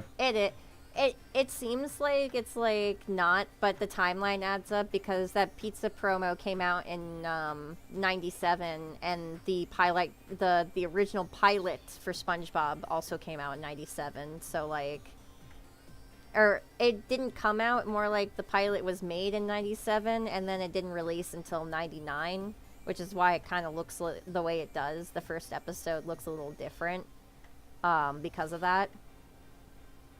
But yeah, no, it was all around the same time. It probably is a play on the McDonald's pizza.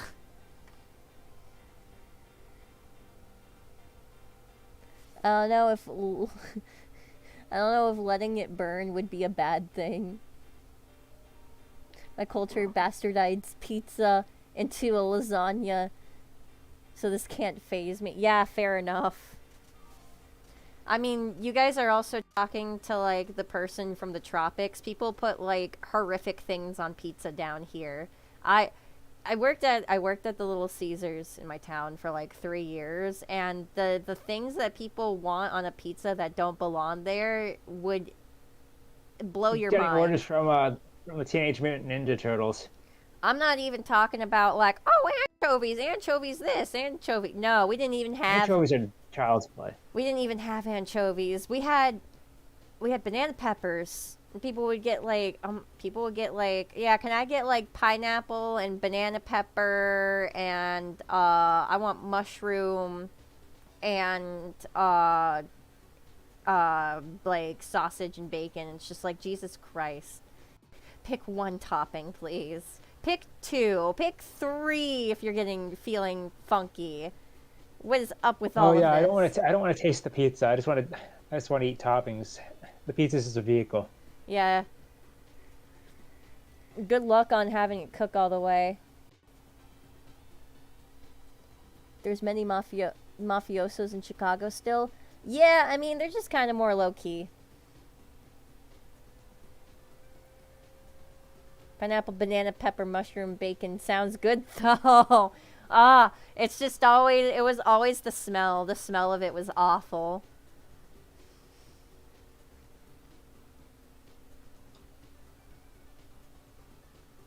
Well, the mob's not as powerful as it used to be. There's like other forces that kind of filled that vacuum, from what I understand.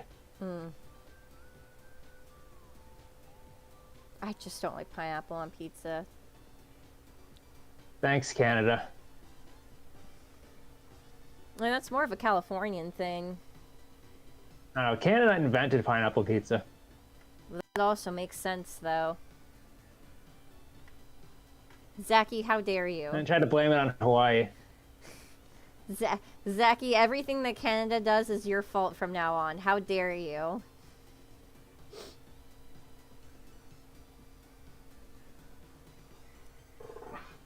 I think I told you about my experience with organized crime before. At the bus stop.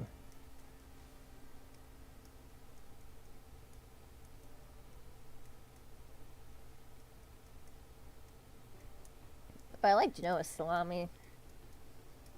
It's kind of. I don't have a favorite pizza to order because I always try to order something different every time I go to a pizza place. Oh yeah, I can tell my organized crime story if I can remember any of the details.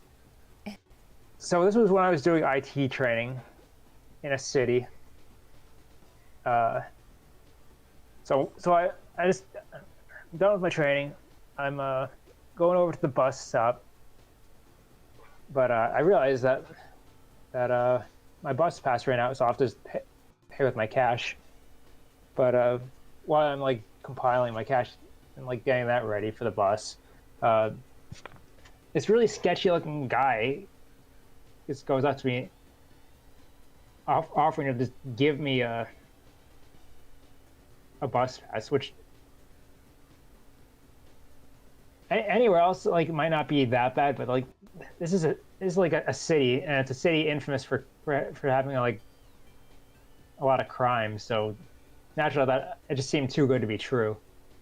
And he had like I don't remember if they're prison tattoos or some other type of tattoo, but they're the tattoos of a criminal, I see. possibly someone who killed people. So naturally, I just kept telling him no. It's just really weird. Yeah, that's Especially the way he dressed. He kind of dressed like a mobster. that's kind of just gonna happen. Places. I wouldn't say I have any like stories like that.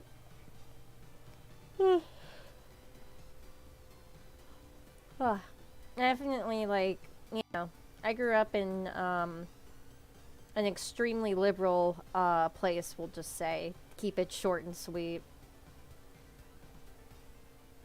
And I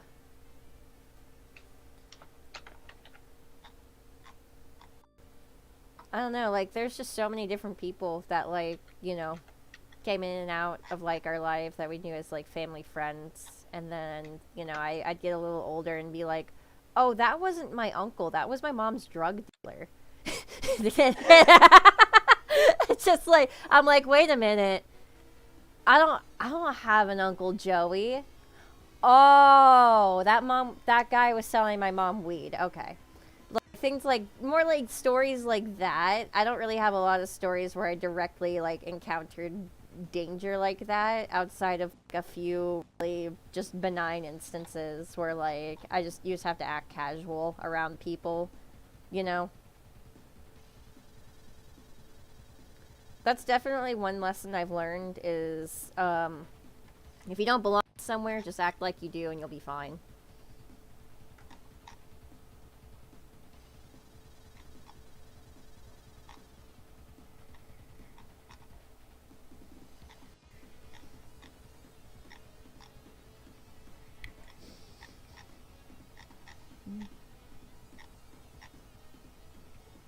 Hostage rideshare BS. Yeah.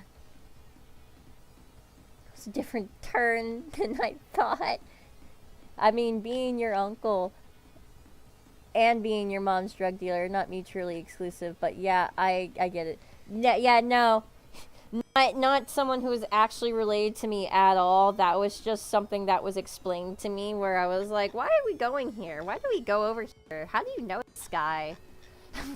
You know, you just tell your small child the answers that you want to give them instead of the truth. I mean, honestly though, like, the thing, she would just go inside and then I would play outside in his yard with, like, his 6 cats. So, like, really, like, I had no clue until I got older and put the pieces together. And I was like, oh, that's why we used to go over there so often. And then I wasn't allowed inside because he kept all the product inside. Gotcha. I mean, this is all stuff that, like, happened, like, 20 years ago, too. So it's literally all, like, statute of limitations type bullshit. Then, does anyone really care if people smoke weed anymore? Like, honest question, does anyone really a small care? Group of people probably do. Like, there's a small group of people, but it's just, like, at this point, it's just the same with, like, just drinking or anything. Just don't be excessive with it, you know? Like, it's just a thing that exists, man. Also, I just noticed the girders aren't parallel. No. Not really meant to be. That one's kind of meant to be slightly further away.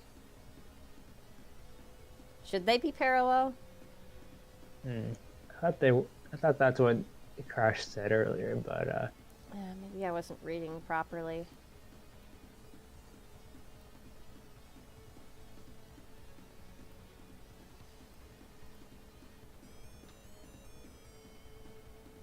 I was hoping for parallel girders. Okay. Then you shall receive.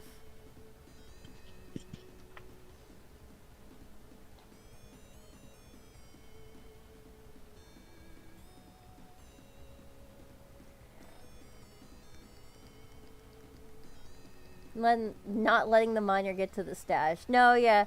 That's one thing about my people is that, like, it definitely, like, oh, it sounds sketchy, but, like, I never saw a weed in my life, and then even the times where I did, it was just kind of, like, explained away to me, and, like, a super casual thing. It was never, like, a traumatic or dramatic thing. I appreciate the household being like that for that, you know, reason. I never saw any weed in person until high school when someone just left their stash on the floor for some reason. Where they like dropped it like in a panic. I ended up.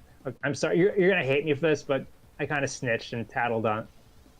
Like, teacher, there's someone left their bag of mysterious weed-looking substance on the floor.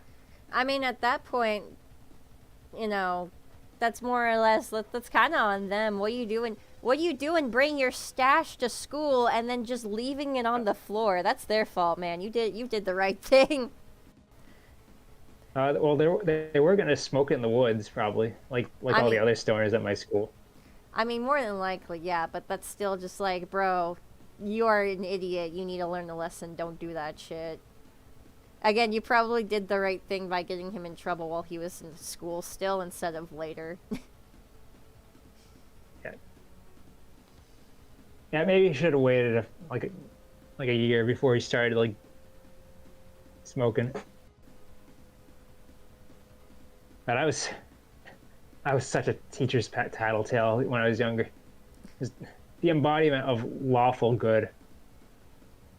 Yeah, to a detrimental degree. This was like the same era of Proto where like you were too scared to pirate stuff because you thought like it was super illegal, or you just had like your own morals against it. I wouldn't play fan games because I thought they were like somehow like they had like some sort of moral issue with them. I don't remember the exact issue I had with fan games, but I didn't like fan games at the time. or I didn't play fan games at the time. So I missed out on Mega Man Rock Force for like years. Oh, Proto, that would have totally have been me before uni, lol. See, you're not the only one. Oh, what happened to my fucking pen? What did? Oh, shoot, a little thing. Yeah, yeah, I'm learning so much shit. That's so funny. Oh, hey, my hubby back. Welcome back, hubby.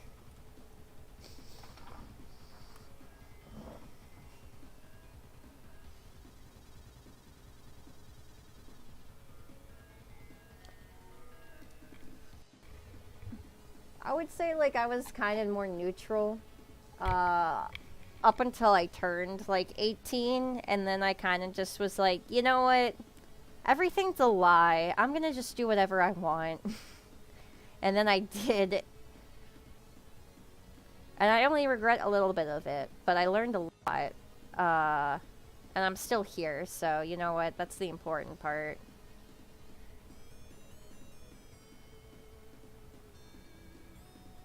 You know, I loaded up every fan game ROM hack I could get my hands onto the family computer, regardless if it gave it a virus or not. Ooh, Yeah. LimeWire. Ha, yeah.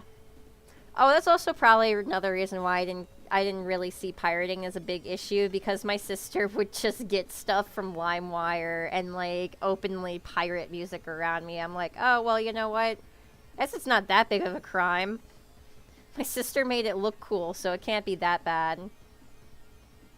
See, I was the eldest child, so It's actually a I couldn't- miracle. I also just wanted I didn't want to like be like a bad role model or whatever.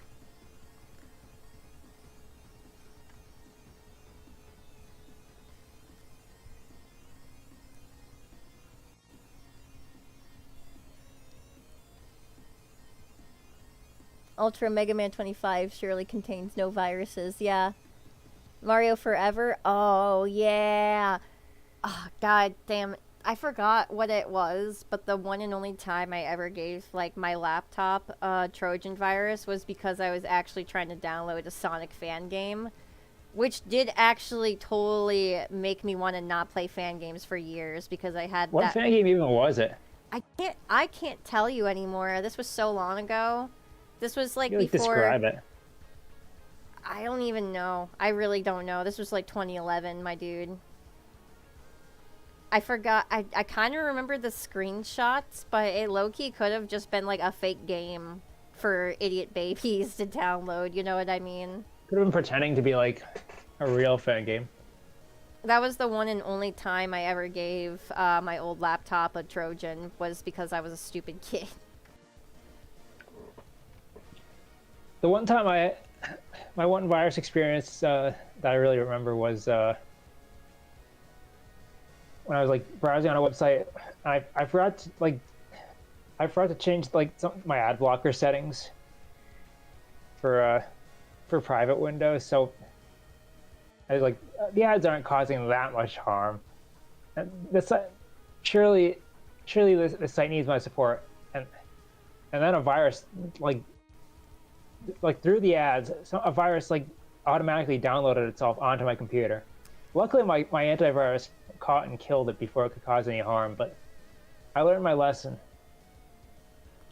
Grim, I wonder if it could have been that one Sonic Battle Oh, Sonic fan Gather game. Battle. That That kind of was sounds... after 2011. That was like 2016, 2017. Okay.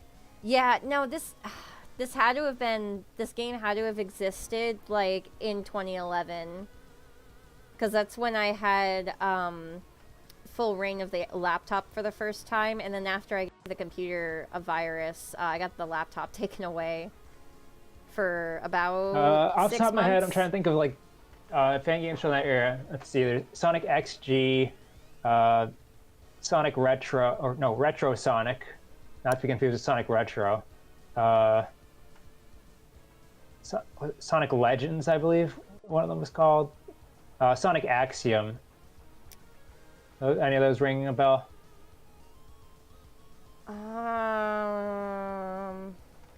Like, kind of, but I think that's only just because, like, I know these games and I've seen them before, you know what I mean?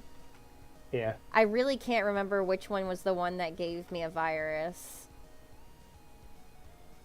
I think it might have been Sonic Axiom though, because I do remember it had a name sort of similar to like Sonic Adventure.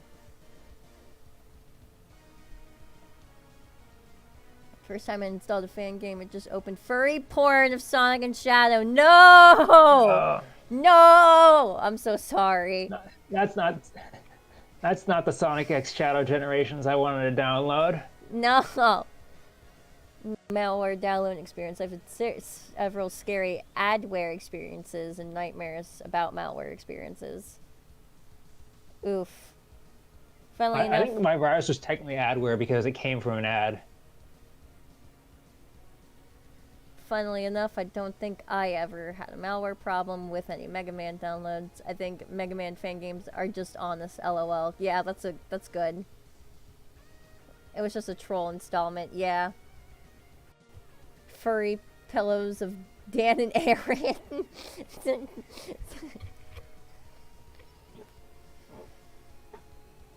I'm just glad we have like proper reputable sites for Sonic fan games these days.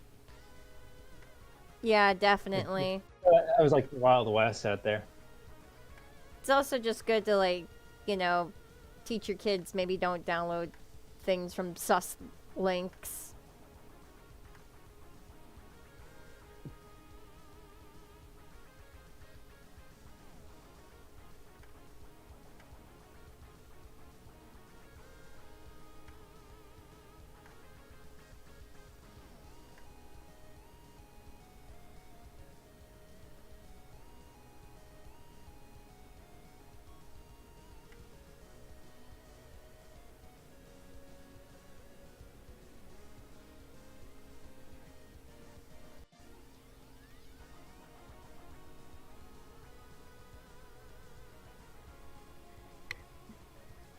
Wolf job The moment. other like scare I had was this one time one of my flash drives got corrupted by my computer crashing, and well, I don't want to say I got scammed, but I had to like shell out like $60 for like a decorrupting software that I probably could have just pirated from somewhere. Oof. Oh yeah. And then, God, if we want to, like, go back into, like, old internet, I remember when I was, like, a small child, I was on the family computer. I'll never forget it. I would think I was on something like, you know, Barbie.com or whatever, and I see this advertisement for something called Zwinky.com, and I'm like, that looks awesome! I love dress-up games! And I click on it, and it instantly fucks the whole computer.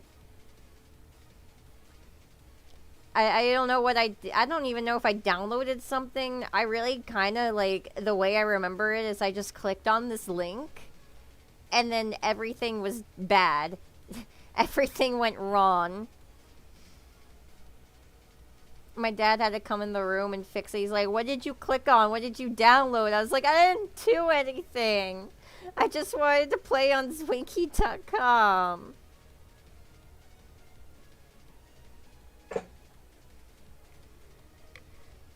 Constantly blame me for the slow computer on the games I downloaded / played and not whatever the fuck they were doing wrong. Yeah.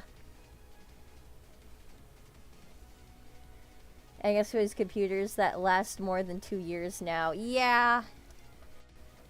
Much like mine. Even though it's not like the best computer, definitely, It's still trooping. yeah. I mean, I've taken care of it, that's for sure.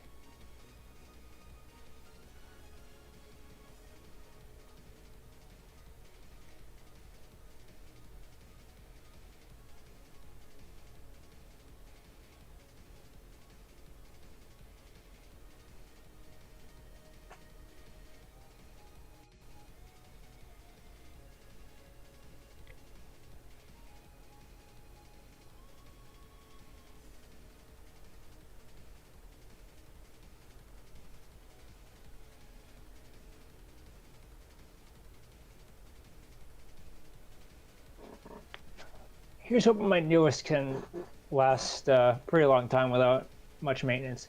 I mean, I hope. Well, I say newest, but second well, my newest PC. I hope my newest PC can last a pretty long time as I keep upgrading it.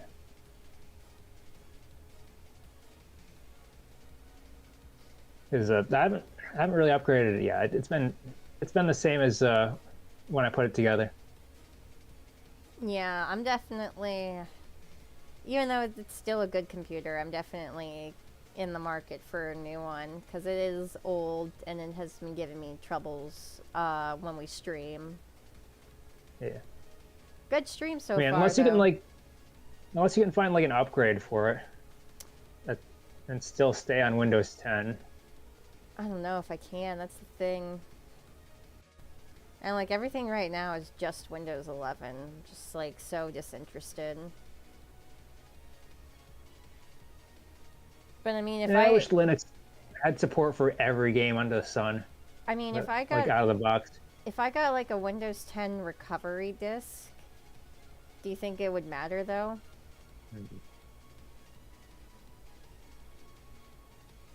I don't know. Because if I just went out of my way and got like an 11 with a disk drive, which by the way I'm gonna get a disk drive no matter what because I need one. It's how I enjoy some of my entertainment.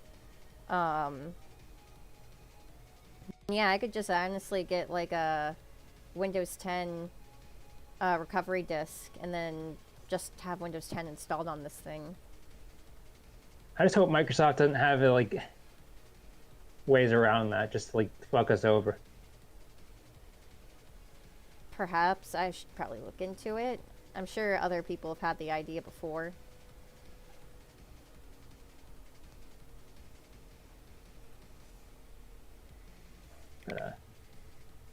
I specifically like requested a PC with Windows, like I don't know, like I specifically requested to have like Windows 10 installed in my PC because I just didn't want to touch Windows 11.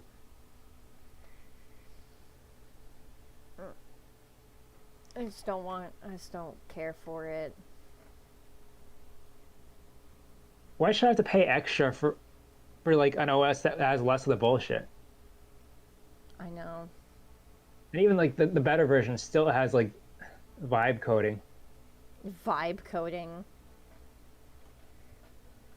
which really just means I'm too lazy to do my job and I don't have the AI do it for me.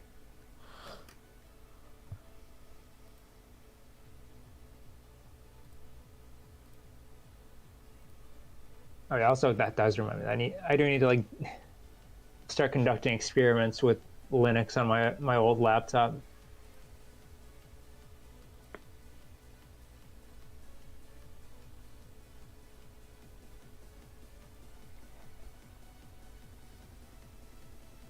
So you guys watch anime? Yeah. I mean, sometimes. We actually just had a Devilman night in the Discord server. And sometimes I host Toonami nights as well. You know, it might be fun to actually do, cause we did our original Madoka nights like 3 years ago with like a totally different group of people, aside from Zaki. We could always do that again. Yeah, and it's probably it'll be even more interesting on a rewatch. It always is.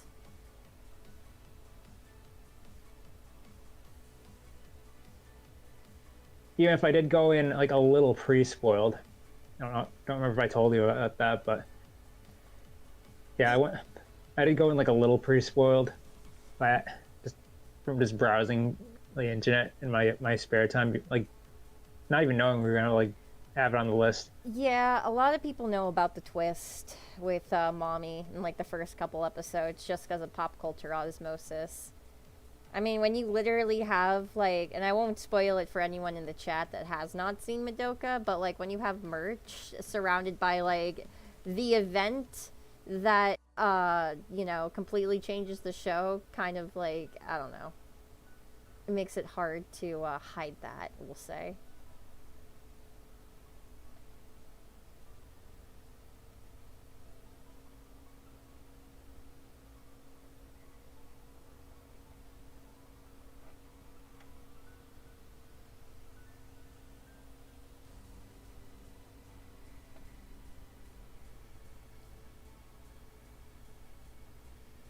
100% determined to avoid Windows 11 no matter what. Like, it's fine at work because it's all paid pro edition with less bullshit, but for home use, nah. Yeah, no, fuck that. I had to use Windows 11 at my last job, and it was on like a high spec gaming laptop, and it was still really laggy. JoJo. I haven't been able to get into JoJo just because there's just so much to get into.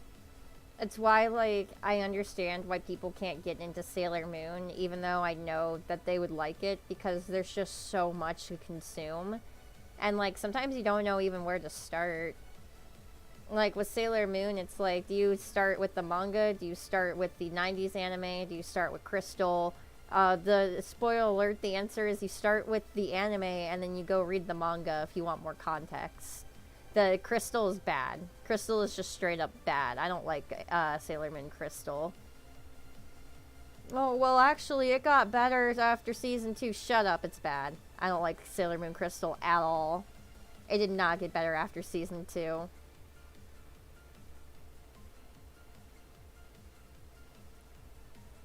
Like, The constant saturation of JoJo memes did turn me away from it. That's why I haven't really sat down and watched it. Like, this is like back in the 2010s. yeah, and like, I just, like I said, there's just so much to get into. I'm like, I don't even know where to start with JoJo. It's not bad though. It's fun. I've like I saw like maybe the first 10 episodes because I tried to like get into it, and it's fun, but it was just something I didn't really feel like I could keep up with.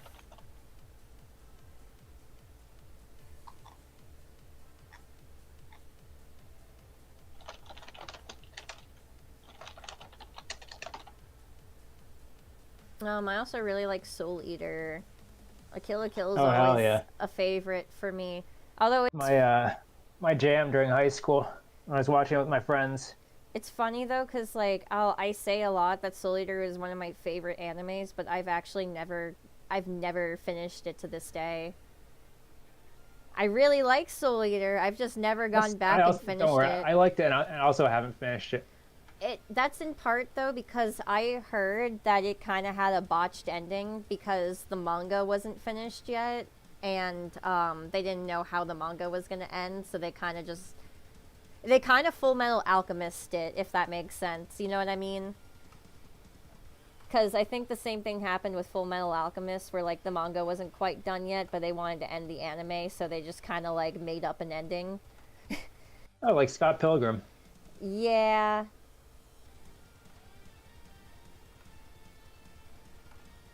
Although I do like, I have heard before that Christopher Lee O'Malley, like, at the end, his reaction... Brian Lee O'Malley. Brian, oh, did I say Christopher? I'm fucking moron. Madison's gonna come home and make fun of me for that one. But, yeah, Brian Lee O'Malley, I think actually, like, when he saw the end script to, like, the movie, he was like, damn it, that's actually how I should have ended it. He liked the ending of the movie a lot more than his own ending.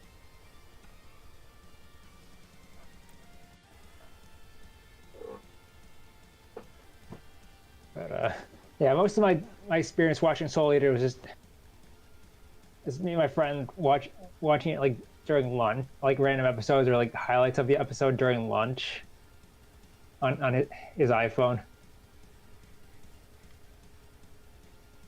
Oh. We're back. Okay, we're back. We're back. It's alive. Okay, we're back. Chat, did you die? Chat. Everyone's still here.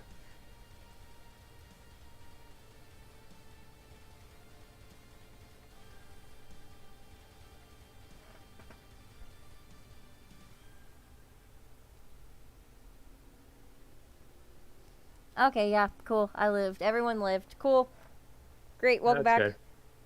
The pack is back. Yes, it is. Oh yeah, I was talking about my experience with it. Okay, it was more like 4. It was Dragon Ball, Naruto, Bleach, like a little bit of Bleach, and Soul Eater. Sometimes my friend would show like a little bit of like One Piece or Fairy Tail as a treat, but it was mostly the others. Fairy Tale. I used to like Fairy Tale. And then the later episodes happened. And it's hard for me to recommend Fairy Tale to anybody cuz like I still kind of enjoy parts of it, but like some of the arcs get so drawn out. It's so just boring sometimes. It's like because like Like we got to make sure it doesn't outpace the manga. oh my god. No, and it's just so it gets to that point too where like they do this thing in Fairy Tale where they're like, "Oh, you see, you thought that the plot twist was going to be this? Well, actually, it's more convoluted. The plot twist is actually this, this, and this. And by the way, I'm your father." Like, and it was like that every arc, and it just got so exhausting after a while. I'm like, I can't watch this. Or they would go as far as they can with being like, yeah, look how evil this character is. They're awful. They're evil guys. And then like the next arc, they're like, hey, actually, they're not that bad, you guys. Yeah, I know they like kind of like hurt a bunch of people, but like they're actually kind of cool. Maybe we should be friends with them. It was that or like the enemy died. There was no in between.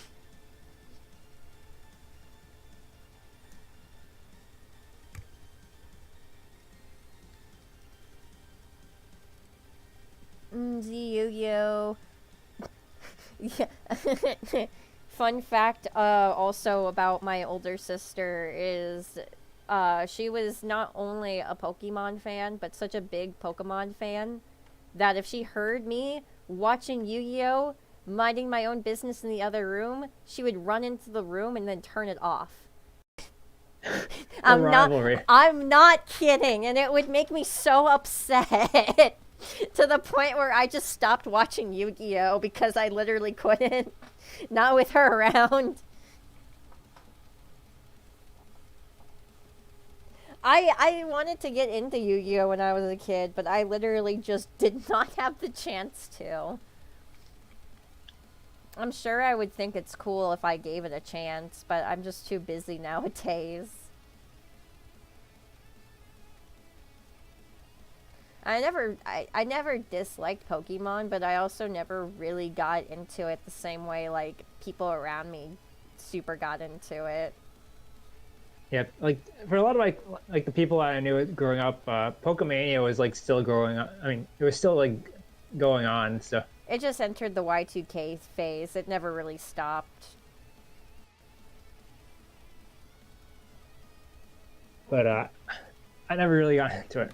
Like first it was because I didn't own a Game Boy, and then when I finally did get to like have my own copy, I just didn't really like it. So yeah, I've played a couple different Pokemon games, and they're fun, but they never really like stick with me the same way like some other RPGs do. Like, I like playing through the classic Final Fantasies, or even 7. I like Final Fantasy 7 and 7 Remake. Funnily enough, I've not played a single Final Fantasy past 7. I watched my husband play through 10 before, but that's about it. I don't know, it just doesn't click with me the same way like other RPGs will. I feel like you'd like 10 too, specifically because like just...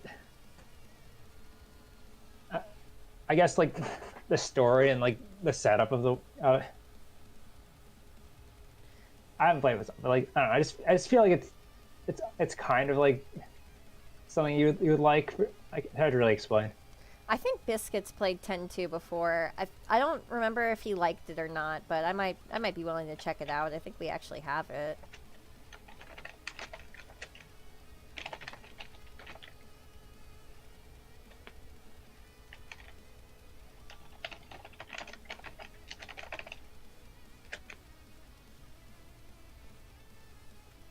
Not much of an RPG guy. That's fine. For me, it really depends I'm also not really much of an RPG guy. It depends on the RPG. Like I said, I like some of the classic Final Fantasies, but That's just because I know how to like break the games in my favor and have a lot of fun with them that way. I really like playing Earthbound, but Earthbound has a lot of quality of life improvements, even compared to like RPGs today that don't do things that Earthbound do. Just super different. Same goes with like Mother 3. I've never had a fair chance to actually play through Mother 3 though. Plus, part of the cards, it's just a different way of saying I'm going to cheat. Yeah. Favorite games though. Yeah, because they're actually well-built RPGs and more RPGs should take notes from them. That's literally why Undertale and Deltarune did so goddamn well. So it is about time. It is pretty much 5:30 at this point. And, got pretty far, honestly. Mother 3 is my number one. Mother 3 is very good. That might be a fun stream to do one day. I want to play more RPGs that have like action commands in them, so I don't feel like I'm just waiting my turn to slap my opponent.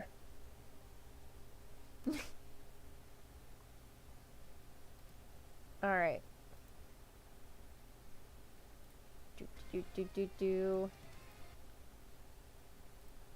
Right. Well, I'll see you guys here in a little bit. I've got to go and cook some dinner here. But I should be back around 7 or so. Let me see what the schedule says. Professional streamer. Yeah, 7:30. Be back 7:30 here with some more games. Be a lot of fun. Be fun. All right. Bye, everybody. Goodbye.